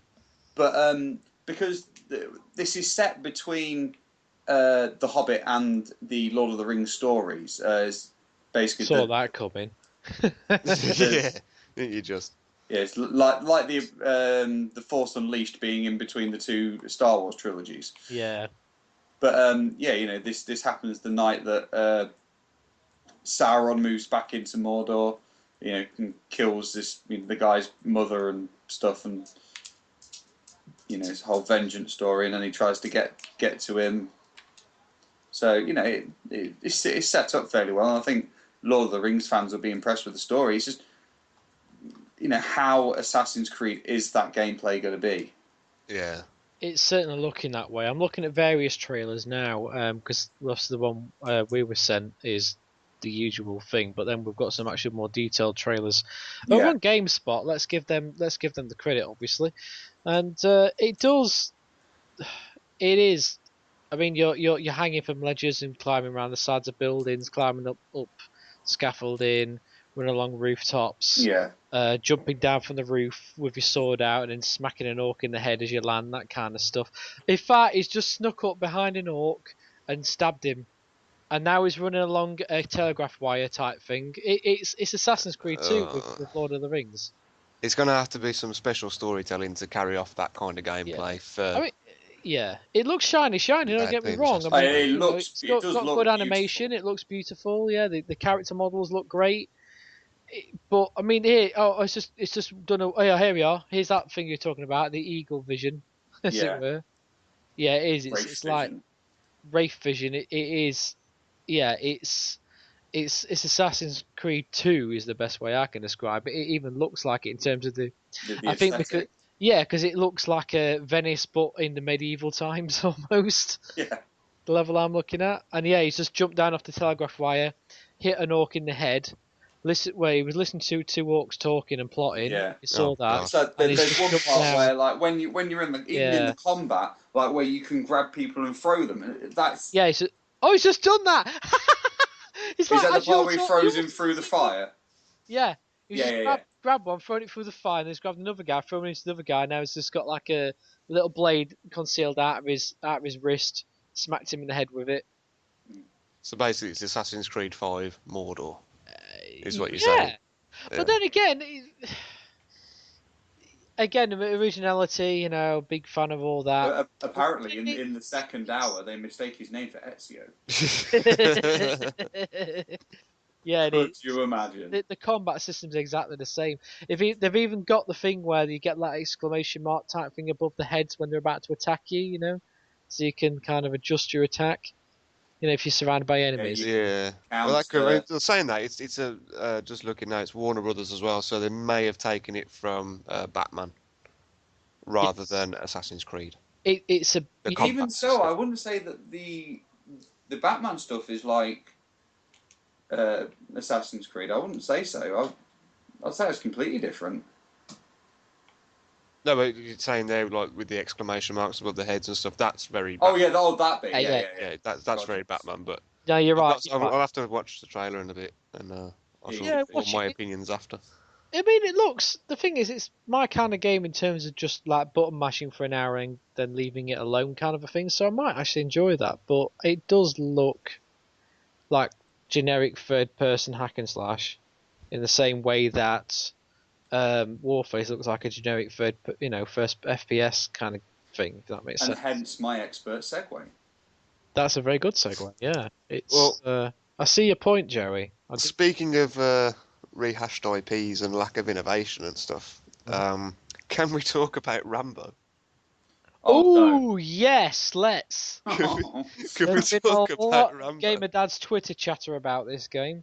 Rambo the video game. Even sounds horrible. Oh man, I never ever thought in 2014 we would be experiencing a game like Rambo the video game. Tell us all about it, Toby. Fair to her, but there's been several Rambo games before in the echelons of retro. I'm So- talking about 2014 Yeah, here. the man. 2014 one though. Right. It's available on PC and the older generation 360 PS4. Rambo, the video game, sees you taking on the role as Rambo as he fights through the full story of the first three movies, basically. That's not the official spiel. That's me making up shit on the spot. But So in the first part of the gameplay, you get to control some crazy war hero smashing up a town. yeah, basically, essentially. Well, to a degree, and let's move on a little bit. Come on. I'm sorry, it's awful. Basically, it's an on-rails first-person shooter. Light gun. Yeah, it's basically a light Okay, gun that game. makes it interesting. It's a light gun game without the light gun.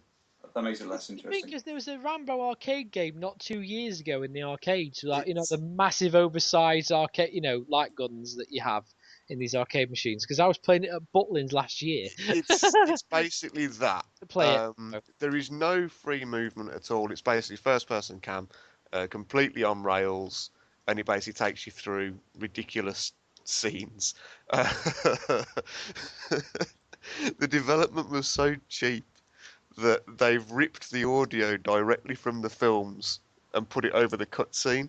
But it sounds so bad. It's like someone's just put a tape recorder next to the speakers on the TV. And So then even put it even the into Lego games did that, right? Because like the Lord of the Rings Lego game ripped the audio straight from the film, and it looked seamless. Yeah, It sounded seamless. the audio's there, but it's like it's been recorded from an 80s VHS tape. It has. Yeah, basically. The character models are fucking atrocious. Like, Sylvester Stallone isn't the most attractive guy in the world, fair enough. But in the game, his face looks like it's been half melted off. It really does. They intersperse this on rails bullshit light In gun. fact, it looks like his mum, Jackie. They've interspersed this like on rails light gun without a light gun shit with these fucking horrendous quick time events that are basically just push a button and it carries on with the story, but you can't really fuck it up. It's that simple. And then there's these stealth mode parts that basically you push a button again. It's just another quick time event. It's a light gun game with some quick time events thrown in between it. It's fucking atrocious. You have to see it to believe it, guys. Honestly, it's so bad. It is so bad. I can't believe that like in this year it's been published. Let alone even whoever thought that when they signed that off and was like, this game's fucking awesome. This is worth 40 quid. It was on fucking crack because it's terrible. It's no way it's worth anywhere near that money. Not even for the nostalgia aspect of it, because it's fucking horrendous. Just don't buy it. Don't buy it at all. Waste of time. I want a review copy of it because, to be fair, I do love light gun games, and I have been watching the gameplay of it. In fact, I'm watching it again as we're talking, just to remind myself. And I genuinely thought it was a light gun game, like on the Wii or something. And you just get a plastic peripheral, put your Wii remote in, and away you go. But it's not, is it? It's just weird. I don't even understand why they made it. They probably had a license that they had to use. Oh, but the trailer for it makes it look like something completely different. That you can actually at least control like where you're walking and stuff like that, but it's not like that at all. How bizarre. It's really bad. Yeah, it is quite amusing. Just look up like a Rambo review or something like that on YouTube and prepare to be amazed because it's fucking terrible. Toby gives it no thumbs up. I just don't even get it. I really want to play it. I really, really want to play it. I love that kind of random shit, man. The thing is, if it had a light gun, it'd probably be better. Yeah. It would be alright if it came with like its own peripheral or something, or if it was a Wii game, for example. Yeah. You'd get away with that. No problem at all. You'd get away with it, apart from like the dodgy graphics and if it was on the original Wii, you wouldn't notice. But yeah, that'd be fine. It'd work absolutely fine. But to put it on like PC or 360 and stuff, where no, it doesn't work. It's that when you've got the really badly animated hands holding a gun, like you're doing a first-person shooter kind of a thing. It's like if it was just on the PC and you were using a mouse to move the crosshair, again, that would be fine, I think. Yeah, but you see the gun and you do the reload. You can see the reload animate. It's just. But the animation looks like it's made out of plasticine. It's hilarious. Yay, Rambo! Yeah. That'll be like £2 in a matter of a month. I'm sure of it, because there's no way that will sell. Is that like this century's ET? Ooh, I don't even think it'll go down. earning his retro credentials. Watch out! I don't think it'll go down in history like that because it's so forgettable that it's just pointless even acknowledging that it exists. Unlike the Atari 2600 version of ET, which is widely heralded as one of the worst games ever made. If you were talking 10 years ago, the game would stand up, like as Rambo. It would stand up. Yeah. With its own peripheral, or like you say, if you slap it into an arcade game or arcade machine, then yeah, okay, it would probably be all right. But for a game that comes out in this day and age, no. No, it's not. You're right. It looks worse than the arcade machine that came out a couple of years back. Yeah, If they released a port of the arcade machine with longer levels, that would be better than this game. Put it that way. Just YouTube it if you don't want to buy it, ladies and gents. It's Please don't buy it. Save your money. although to be fair, I'm not completely. I have not played again. I'm a big believer in proof in the pudding. If the developers of the Rambo game are listening and you want to send me a review sample to convince me otherwise, I will be more than happy to give you a fair review because I do like light gun games. I got a hard on for light gun games. I love them. So, But it doesn't come with a fucking light gun. no, yeah, I You know. try playing a light gun game with a fucking 360 pad. Come on, Yeah, exactly. with auto aim. That would be fun for about 10 seconds. Yeah, It's- you can't. It just there's no thought. Just the PC version, like just using the mouse. You know what I mean? But even man, I just don't get it. I don't get it. That's like a browser game or something that you'd see there. Oh, browser games. Well, There's the that's thing. what it looks like. It looks like it's Duck Hunt. But Rambo themed. That's what it is. It's like, but that's what it annoys me because people are gonna go out and spend 40 odd 50 quid on a Rambo game because the trailer doesn't. In fairness, the trailer was pretty decent. It didn't look too bad. I remember seeing the trailer first time. And I was, it looks all right. You know, a quick blast on that could be quite fun.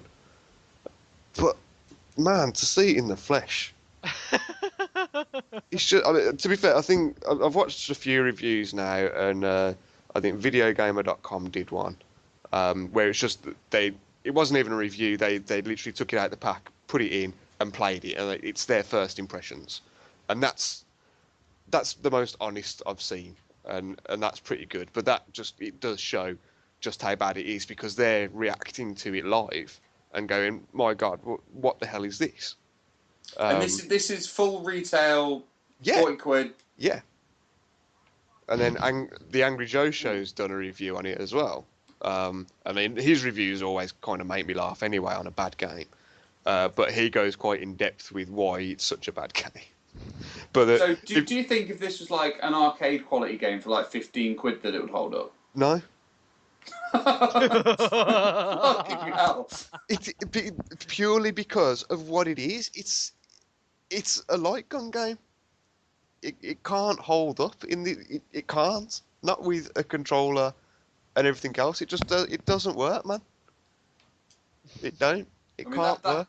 That's why that new Fable game got canned, because people are like, oh yeah, this Fable game for Kinect. It's like, yeah, it's on rails. No one wants that. Yeah, it's just completely, in this kind of time where people are getting bored with, first person shooters that are having fucking every kind of development process thrown at them that you can believe to try and make them fresh.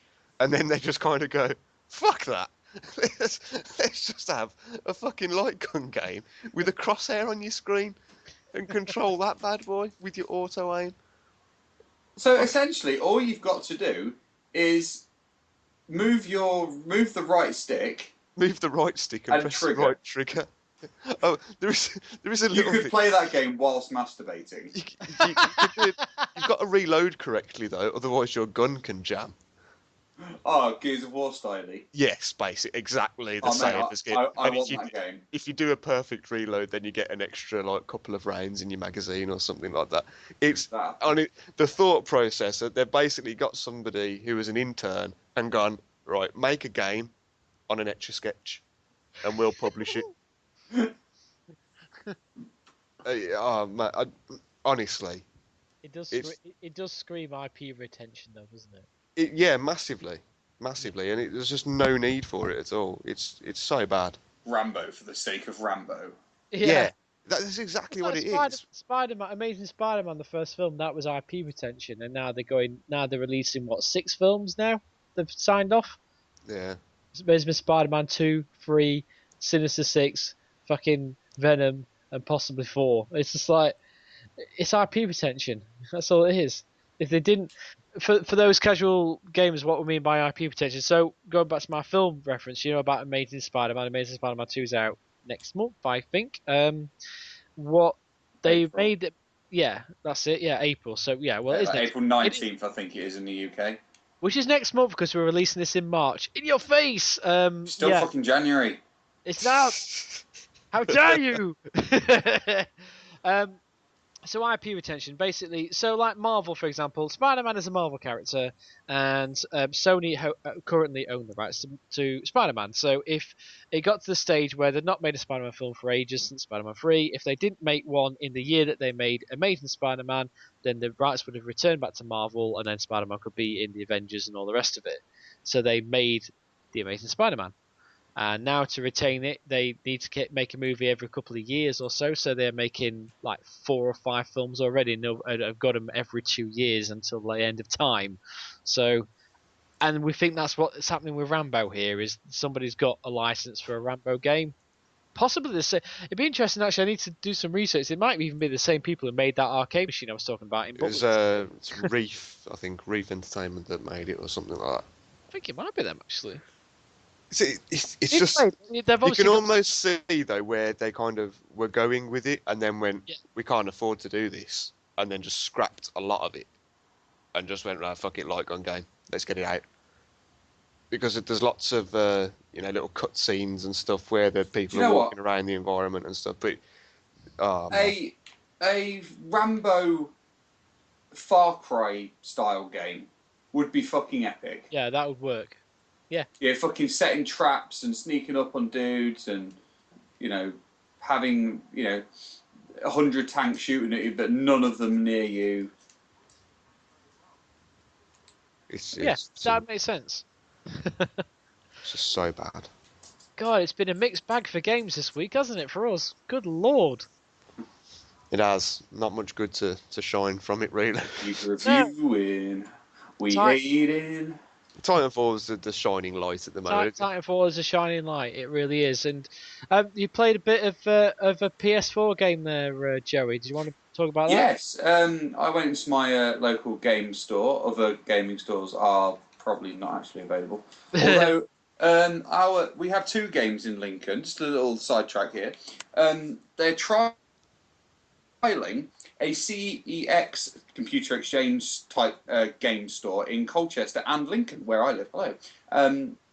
But basically, you go in now, and the whole right-hand side is like glass panels, like it is in CEX. And they've got hundreds of phones and laptops and tablets and all of the sort. And they're trialing that now, and they're calling it Gametronics.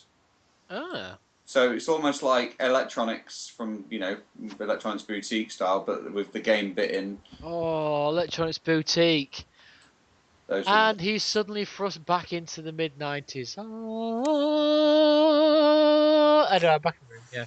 Yeah, Electronics but Boutique Compatible. Yeah.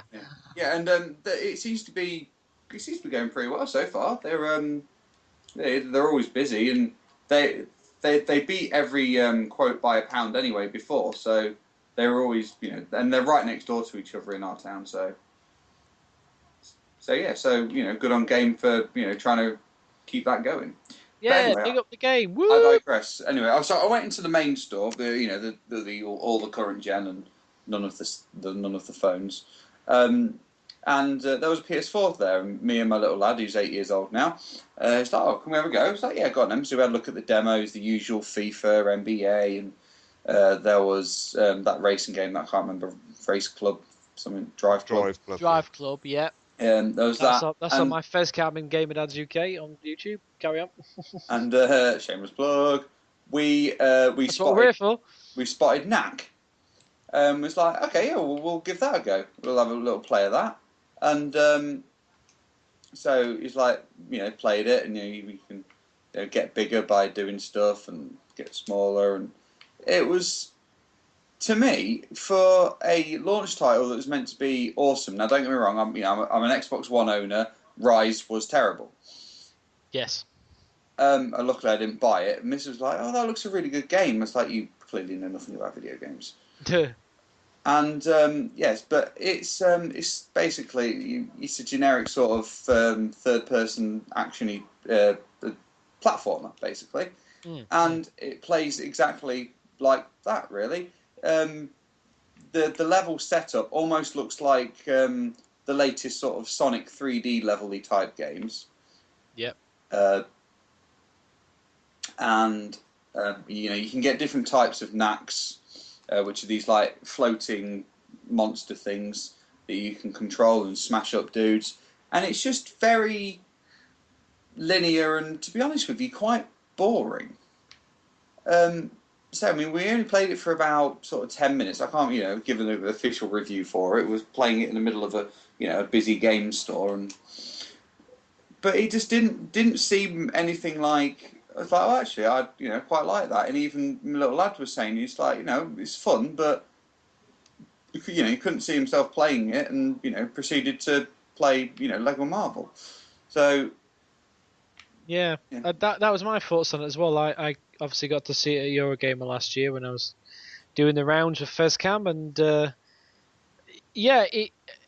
there's nothing wrong. Again, like the other game, like a lot of the games we talked about tonight, there's nothing wrong with it. It's just it's a third-person action platformer-y, Spyro-y type. Yeah, thing. it is. Yeah. I think our word for this evening is generic, because everything that's coming out, or seems to be coming out, seems to be fairly generic. It's like even with Watch Dogs, which is meant to be again this new IP, and that basically just looks like a futuristic Hitman to me.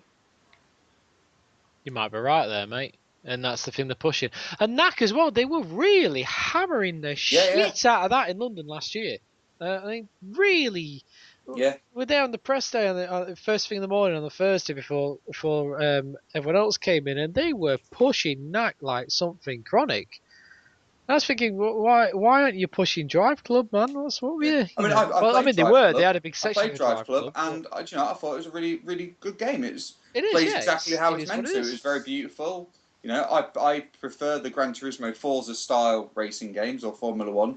The more realistic style, but it was a very, very enjoyable game. I've played Killzone Shadowfall as well, and that's a very, very pretty game. Again, that is very pretty. I'm not into graphics, but that is pretty. you can't deny that, can you, mate? No, exactly. So it's just shiny. Definitely, it was just best game on the PS4 for me, RESOGUN. Still, you said to this point, point. Lots of people are still saying that as well. It's fucking amazing, but then it plays to my retro sensibilities. But so RESOGUN, for anyone who doesn't know, just YouTube it. You are looking at the outside of a big tube of Pringles, effectively, and you've got a little ship that you go up and down with, or isn't it essentially like a tubular version of Geometry Wars? Yes, exactly. Movement with the left stick, shooting with the right stick. Yeah, if everyone's ever played Defender way back in the day, it's Defender updated for the 21st century. Basically, the aliens coming in and kidnapping, pedestrians on the ground, and you have to shoot them down. That kind of thing. It's so good, but it's just the graphicalness of it in the backgrounds, and the enemies being all made of tiny little blocks that blow up and kind of shatter and hit like water around the buildings and stuff when you blow them, all that kind of a thing. Very good game. And that's not really a AAA title per se, really. It's not the thing that they're really pushing. And it's the kind of things like with Xbox One. The game that I'm playing a lot of, which I'll talk about next week, is Crimson Dragon, which was on the sale last week. I was talking to you when you bought that game. Yes, you were. Yeah. Because I was talking to you about which I'll go into a bit more detail next week on that. Max, the Curse of Brotherhood, which I've been playing with my little one, and is a very, very good arcade game. Very good. For £12, it's a bloody brilliant game. It is. It's. I mean, give us a quick review of it. Quick sort of 2-minute. What can people expect? Essentially, it's a side-scrolling platformer with puzzle elements in it. You, story-wise, you're the brother of a brother who is sucked into a portal after you give a spell. Same mother, actually. Although it doesn't really say that. There may be some sort of background family shit going on, but it's not really delved into. Anyway, portal opens, your brother gets dragged into it, you jump into the portal to go and save him.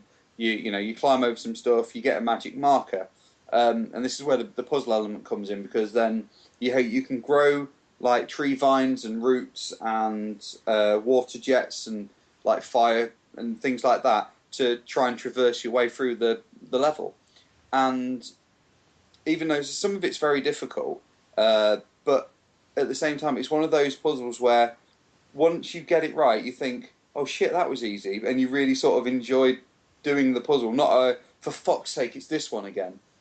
You don't get that sense of anguish playing it.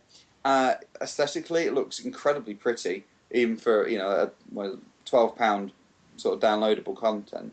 And there will be other levels put onto it. So we've probably put about, I don't know, 4 hours into it so far, and we're near the end now. And there's still some collectibles to go back and get as well. So there's been a fair bit of play to it as well. It's definitely worth a shout for, especially when a lot of, obviously all the Xbox One games at the moment are very high in price. But if you've got a little bit of spare cash and you're looking for something else to play on your Xbox One, but you can't go out and afford a full title, go on the store, because there really are a few games. Like I said, there's that Crimson Dragon, which is a fantastic sort of dragony flying game. There's Max the Curse of Brotherhood, which is say the side-scrolling game. You have Halo Spartan Assault, which is a good little arcade shooter, like a top-down style, almost like an isometric view more than anything. Obviously set in the Halo universe. There's Battlestar Golf. There's a ton of stuff on there already. It's all high quality. None of it's dud worthy. Yeah, not yet. They seem to, for better or worse, there's not a lot of content on there compared to the 360, but the stuff that's there is all golden almost. So. Yeah, definitely. And also, Killer Instinct for a fighting game is pretty good. Plants vs Zombies coming out soon, which is going to be pretty good. Yeah, that'll be good. I'm not convinced by it yet, though. I love Plants vs Zombies. You're not convinced by the 3D version? I'm not convinced. It's too shiny. Do you know what I mean? I don't know. It's probably just me. Also, just one thing. I got the demo for Dead Rising 3. Mm-hmm. Really impressed by the trailer on it. The E3 coverage of it. One, you only get 2 chances to play the demo. Yeah, which that's I think annoying. is a bit weird. Yeah. Secondly, I don't think it's that good. It's more of it's a tech demo, isn't it? Toby's probably got more of an opinion on this, my friend, because obviously you trail around promoting this sheet. It's all about how many non-playable characters you can get on screen at once, isn't it? As far as I can see. I don't think. I think each to their own with Dead Rising. It's a lot of fun with friends. And that was the same with the second one, I believe. It was more fun going around co-op than doing anything else. But yeah, they were pushing the boundaries of what could be. Definitely, they made no secret of that. That's what they kept saying that over and over again in all their promotional material. They were saying, we're really pushing how many zombies you can have on screen and everything else. And I think that was the important thing for Dead Rising 3 was making the switch from small areas that loaded independently into an open world thing, and I think it'll be refined from there as far as story goes and whatnot. I didn't particularly enjoy Dead Rising 2. Now, I quite liked the first one. They're not for everybody. I think that's the key point to make. Why I was surprised it was a launch title, to be honest. Because a game like that isn't for everybody, unless you're into that kind of thing. It's not going to really appeal to you anyway. I think that with the way that they brought out the trailer and advertised it, they tried to make it mass market. They tried to make everyone say, "You should get Dead Rising 3." And I just don't feel that they should have done that. There's another Dead Rising coming out, and you should probably buy it if you want it. Other than that, there's not really been a lot of exclusives that have been really that good. I don't think for either console. I'm gonna say for either. I think both of them have been a bit disappointing. Yeah. In reality, as far as the games have been concerned, but like everybody keeps saying, that's the risk you take when you're an early adopter, and you've got to give it a chance. And I think you know, with Titanfall coming, and I know there's a couple for PlayStation coming as well. It's gonna start. They'll start coming now. It's took a few months, but you know, this year you'll start to see a great deal of improvement in gameplay and different types of games coming for both platforms. So it can't come soon enough for some people, I should imagine. No, the future is bright. The same with the Wii U. The fact I was an early adopter of that because I liked the concept of it from a fun, quirky gameplay style. You know, two different screens, all that kind of a thing. And for the most part, that works. But there's not many games that actually use that gimmick. But this year, there's a new Mario Kart game coming out, which I know people are like, oh, it's cartoony, but it is gameplay-wise probably one of the best games you can get. You're never going to fail with Mario Kart. Oh, it's fucking! I played it last year at Play Expo. They had it as one of the main games there. Yeah, we did know it. Oh my god! How good was it? It was so fun. So they were really pushing that, the new Zelda and Sonic Lost World, which, you know, less said about that the better, really, because it's well, it looks amazing, looks like a lot of fun, looks like almost like a every really level is the same. Yeah, it looks, when you're watching it, it's like, oh my god, this is the Mega Drive game updated. This is going to be amazing, and then you play it, it's like, no, it's not. Move on. Yeah. In fact, you have to hold down like 2 buttons to run. It's like, what the fuck's that about? But yeah, the Mario Kart game, amazing, and when you play that on multiplayer, so much fun. But it's taken 2 years for that to come out, and then we've got Titanfall's taken 8 months to come out effectively by the time it comes out. You know, it's just you get the fanboys saying everything's the best thing since sliced bread, but at the end of the day, consoles don't come into their own until they've been out for at least a year, do they? Really?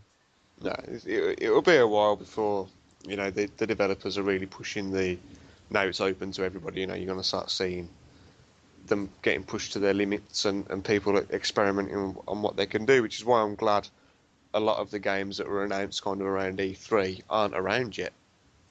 Because they're having, you know, they've got the time to refine them and push the technology and stuff like that. Otherwise, we'd just get what's happened with Battlefield 4, I think. Yeah. It's just lots of, you know, the game's there and it's, you know, it's a good solid game, but there's just lots of problems that keep happening for various reasons. You know, and because the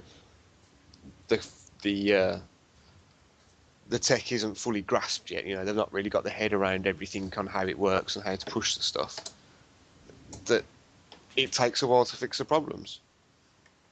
But, you know, I think, you know, things are getting better and things are improving for both sides of the coin, and hopefully in the next month and two you'll start seeing a lot more coming, and there'll be a lot more happiness about what games people are playing as well. I think that there's going to be more of a surprise value this year's E3, because last year we knew that we're going to get the consoles announced. You know that you know. They've both done it previous, and we all know we were going to get news. This year, it's going to be like, well, what actually are they going to do? Because they're going to you know, they're obviously going to announce you know, new Call of Duties and partnerships and everything like that they've got. But hardware wise, I don't know where they can go this year. It's going to be very interesting. Yeah. I'm seeing a resurgence of, as tablets and mobile phones are getting again more chipsets in them and more, and you know, a bit more powerful. I think that personally, gaming is gonna come to a resurgence in that market. Console wise, don't know. It's I think we're going to get more of the same for at least a year until people figure out how to code for the things. Don't know what your thoughts are, but it'll be interesting. I'm interested to see what kind of stuff and what, you know, what new IPs are coming as well. You know, let's not forget they announced that last year's E3, I think it's for Xbox, was like 50 new IPs are coming or something stupid like that. It was a crazy high number, and you've had what so far, like 4? Yeah, not a lot. I'm looking for. I mean, on the Xbox One at least, obviously the price has gone down now, but the thing that Microsoft did over Sony, and I'm not being a fanboy here, I'm just being factual, is that the camera attachment effectively came with every single console. Doesn't come with the PS4. You have to buy that extra. I see on the PlayStation that it's going to be the same as the Xbox 360 with the Kinect, whereas no one really bought it. Now, because everyone's got the Kinect, I paid out effectively extra. I paid £100 extra effectively to have that Kinect with me, because the console would have sold for the same price as the PlayStation 4 if it wasn't for the Kinect. So I'm looking for games to use that technology. Yeah. Not just Battlefield where you're leaning to round corners. I'm talking full on, like, talking to it, X-ray vision, seeing what you're seeing, and integrating that seamlessly into the control mechanism. I think That's what I that want kind to of see. stuff will come. It will come because they certainly alluded to it in tech demos and stuff. It can be done. It's just how clever people get with it and how they utilize it. Now, like, what's that game that's on PlayStation? Outlast. I don't know if you've seen it. It's basically you've got no weapon or anything like that, and you're running through like a mental asylum. It's on the PC as well. It's recently come to PS4. It's a terrifying game. And there's a lot of YouTube videos with like reaction cams and stuff like that, because there's no guns, there's no nothing. It's just if you run into somebody, you've got to run away and hide. Seeing something like that being utilised with Kinect and stuff would be really interesting. If you make noise through your Kinect, then it reacts and all that kind of stuff. They showed that kind of thing with Dead Rising. I think in all the kind of launch titles and stuff, they've got little snippets of what could come together to form a great game. Like Dead Rising, you had like the whole sound thing, like you could shout to draw the zombies' attention. Battlefield, you've got the leaning and all that kind of stuff.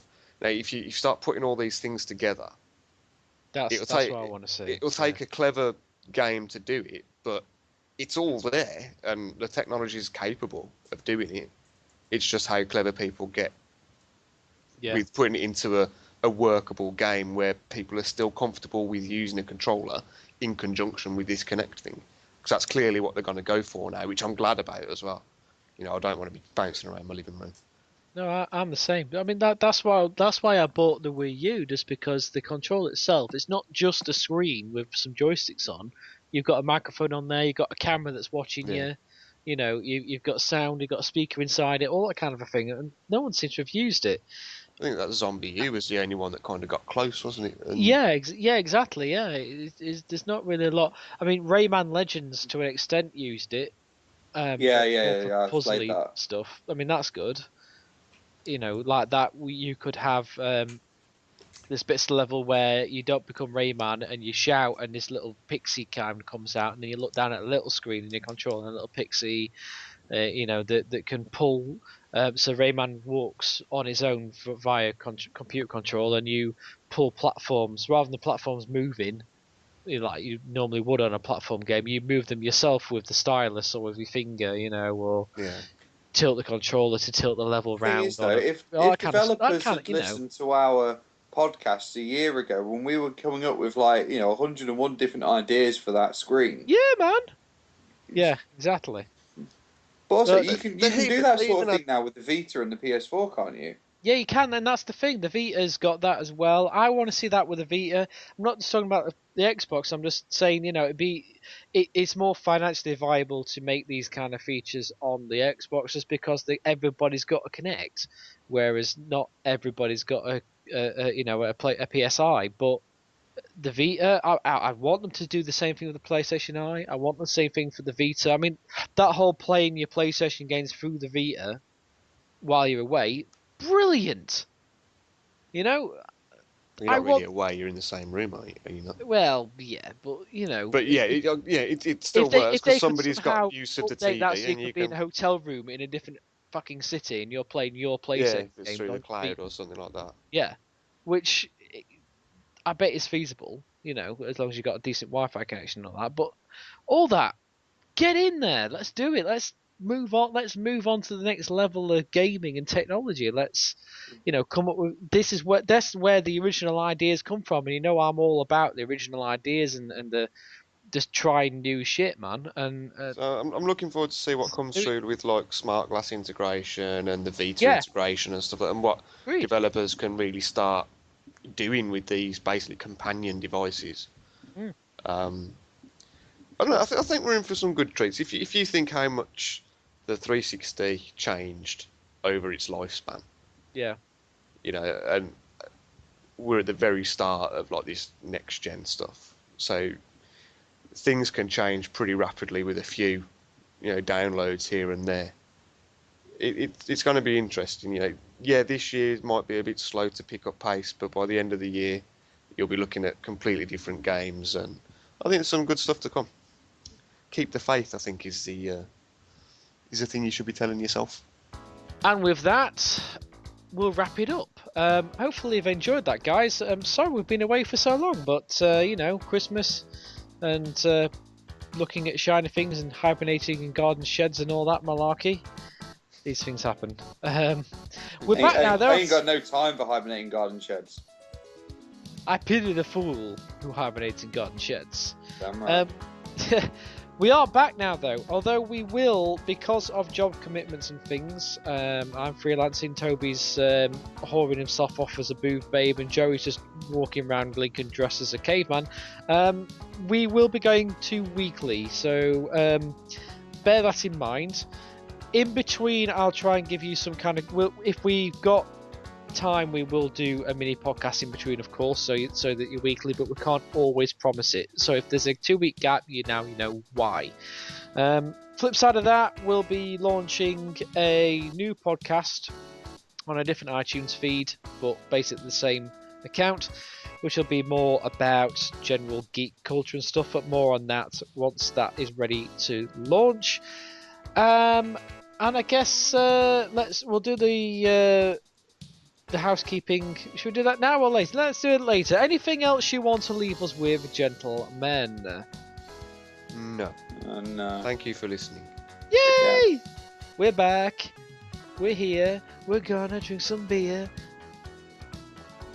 No, am I the only person that's got any? Yeah, but it's like nearly midnight now, guys. So that's we're starting to flag. It's been a long record, but we had a lot to say. So yeah, I guess housekeeping.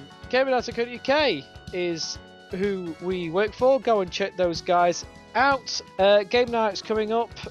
We've got the Gears of War night as usual. We have got Forza nights. We have got the PC Steam.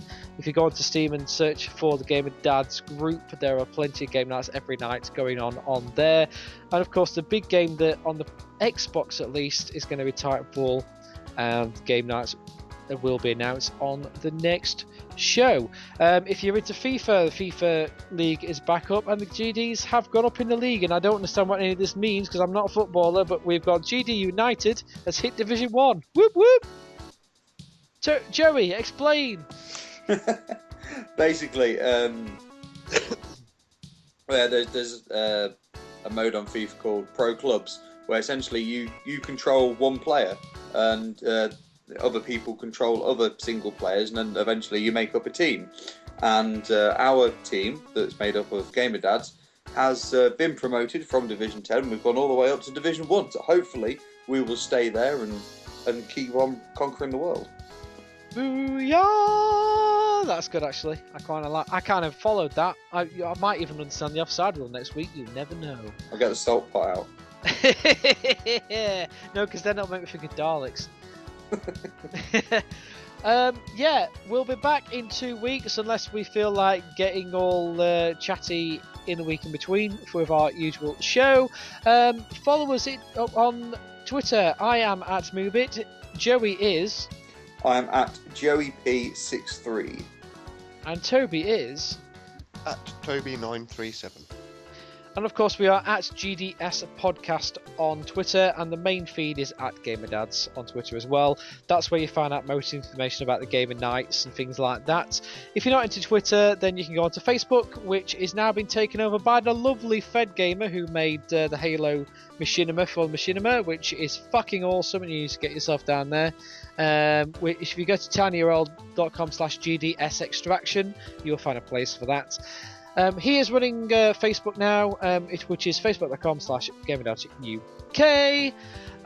What else have we got coming up? App's going to be released quite soon, but more on that once it's ready to launch. And yeah, just let us know.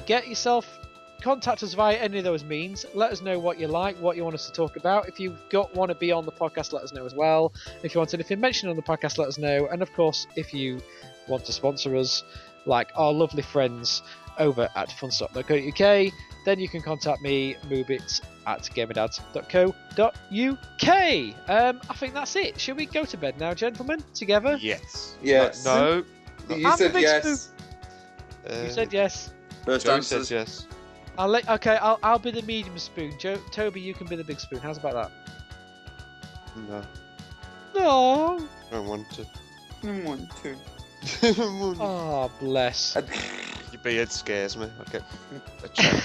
Yeah, but if you're the big spoon, you don't have to feel it because you're from behind. Bit of roughage. I would, because then. Oh, yeah. Okay, well, with that image in your mind, JoeyP, take us out in the style of a hardcore gamer who's come across a generic first-person shooter that he's not too happy with. Go! Oh man, I'm so tired. My voice is going. I don't know if I can do this. Right. Okay. I'm just gonna search this page here. Oh, what's this? Oh, I'll have a crack at this. Download it. Ah, right. Here we go. Playing it. Is that how you download Just things? Just tap the keyboard as a magic. Download it. Tappy tap tap tap. That's how anyone that like encrypts or like does anything on any movie ever. Enhance. Say character picks, go! Anyway, please, I'm trying to get my game on. Now, so I'll play this. It's first person. It's like, what's that? It looks a little bit plastic, but we'll go with that. It's like, is it Rambo? What is the? Oh my god! Oh my! Can I move my player? No. It's like, no. Oh, what the fuck is this? No, I'm going to delete it. No, fuck this. I'm going to go masturbate to sex, etc. Be more fun than playing fucking Rambo, I can assure you. Boop, boop, boop, boop. Good night, ladies and gentlemen. Here's a message from our sponsor, and stick to the end, and we've got some outtakes for you. Ta-ra! This episode of the Gamer Dads podcast is sponsored by funstock.co.uk. Get yourself 10% off everything in store now by using promo code GAMERDAD at the till. The Gamer Dads Network is also proud to be associated with disabled children's accessible gaming charity Special Effect. For more information or to make a donation, please go to specialeffect.org.uk. Outtakes! Oh, lordy. I love putting you on the spot there, Jerry. That was quite funny. I hate it. You love it. That's your thing. I enjoyed the zombie one. Yes, that was good. Toby, we need to get you ranting again. I was very tired and distracted tonight. Ah, yes. You ranted about Rambo. I did kind of go on a bit. Honestly, check out those videos though, because it's fucking atrocious. I'm totally gonna do it. I'm watching them. It is. That's me. I'm watching it. I'm thinking, where's the light gun? I want a light gun. I'll actually play that if it's a light gun. I would play that. Yeah, that's. If it was on the Wii U. But then you've got to imagine yourself sitting there with a 360 controller. God, that'd be awful. Yeah, that's the thing. But that video game one, they sit down doing co-op, and they just can't get their head around the fact that it's just one screen and two different like light gun things. So what's it actually called? Rambo the video game. Is that it? Just Rambo the video That's game? just Right. it, yeah. Strange. You're coming through Crystal, mate. Of course I am, because I'm awesome. Everything is fucking awesome. Everything is awesome. Everything is cool when you're part of a team. Yeah. Right, go on then. You ring me. See if it works. Xboxes, awesome. coffee, awesome. Tea, awesome. Beer, awesome. I've got Everything beer. is awesome. Alright, hang on.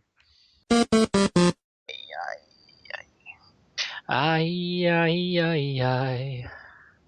Feels like fire. I'm so in love with you. Oh, he's a sexy caveman bastard again. Yay. Sexy caveman bastard. I wonder if he's just getting a laptop or something instead of the Xbox. Yeah, possibly. Right. That's Can you hear alright. me properly? When you first said right, that sounded fine. So I Well, need to talk in a really like loud, angry voice like this. Yes. No, seriously, this is my normal talking voice. Is it coming through okay, or shall I turn the laptop on? Laptop. Fuck's sake. I'm You sorry. serious? Yeah. Yeah. Is it really that bad? Yeah. Fuck's sake. It sounds like, you know, when you watch those Google Hangout things and someone's got a really shitty laptop mic. Mm. It's like that. Well, you just sound really distant.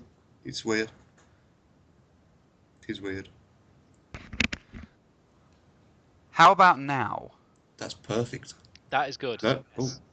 Oh, but no, the echo's back. Is the echo back? Yeah. Yeah. It's your headset. Right. Yeah, I'm back on the headset. Was there any echo with the Kinect? No. But there's echo with the headset. Yes. It's to do with it sending the signal to your controller, I think. 2 the laptop, seconds then. man. 2 seconds. 2 seconds. Well, maybe a few more seconds because this is the Xbox One we're talking about. Right. Right. I was not recognised. Xbox, give Joey a clue. Ba-doop. I'm sorry, the Xbox does not understand that command. Yeah, it's not as prominent now, but I can still hear you. I think. Ooga chaka, ooga, ooga, I ooga, can't stop this feeling ooga, deep inside of me. ooga, chaka, Just can't explain ooga, what you do to me. ooga, chaka. Yay, that's what I'm talking about. Gone to the galaxy, bitches. What a trailer. That is awesome, isn't it? Oh, can't wait. Let's So go. many stars in it as well. I was really surprised by that. Yeah. Oh, have you seen the new Godzilla trailer? Yeah, that looks really good. Oh, yeah. Fucking hell, that looks good. Yeah, There's two of them, isn't there? yeah, There's two trailers, and Yeah, there's the one where they're just sort of like flying in, shooting, yeah. and then there's the new one. so it's not just Godzilla, is it? It's like loads of monsters, or a few different monsters. I think it's only one. No, watch the trailer. Watch there's- the second. There's a second trailer, You and it shows see a hint. glimpses of there's going to be other monsters in it, like other classical Japanese type monsters. The kaiju. Yeah, different kaiju. they have actually officially announced that it's a direct sequel to the original Japanese film. Right, here we go. About. Rambo, the video game commentary. Who's that boy? Here we go. IGN. No, they won't be funny. I'm just more interested to see. I'm not actually. I'm not them. I just literally just want to watch the gameplay. Right. I'm read. It does not look good, man. And that's me who loves Spectrum games. Yeah. So It's just so bad. I've watched a bit now where they're in a helicopter and blowing up these like huts. Oh my god! Somebody's trying to like big it up. This game is so innovative. You can choose to A, hide behind cover, B, stand out in the open and shoot. That choice is tactical genius. You can choose to A, shoot to kill the cops, or B, shoot only to wound them. That is such a moral choice. Every playthrough will be different. That can't tell if sarcasm or. I really hope that is some sort of sarcasm. Come on, play Oh already. my god, here's the quick time event. Jesus Christ, it looks like a PlayStation 1 game. Oh my god, it's awful. Oh god! Oh, them cars. You didn't believe me. I You didn't believe it was so bad. I saw screenshots and stuff, but I've not seen it move, in press releases. I've not seen it fucking moving. Good my god! God. Oh, what is this? Oh man. No, you see, again, I'd play that if that was an arcade game. Yeah, honestly, I- look at the VideoGamer.com review Oh, or the Angry Joe Show one. I think the Video Gamer one's about 10 minutes. The Angry Joe Show is about 20 minutes long, but it's fucking funny, so funny. like buildings are blowing up, but the whole walls are just kind of going up in the air and floating around a bit, and Yeah. then just disappearing. What bit are you watching? Just it was a bit with like a big bridge, and then he's blowing up big huts, and they're just like the whole roof's just kind of going up in the air. I love the Or jump. classic. Oh my god, this is awful. Oh, the classic. Look left, nothing there. Look right, look left again. There's people. Yeah. That's the thing. You're not even looking left or right though. No. That's just doing it for you. The only thing you can move is the crosshair, which is just Really? Oh my god. yeah. That's what I mean. Like if you're not moving your character at all. Like you can move the crosshair on the screen. That is it. That's what makes it so fucking bad. It's if you could at least turn left or right, there might be something to it. But damn, it just doesn't belong. It just doesn't deserve to exist in 2014, really, does it? No, that looks like an iPad game, man. Yeah, not a full-on retail game. No.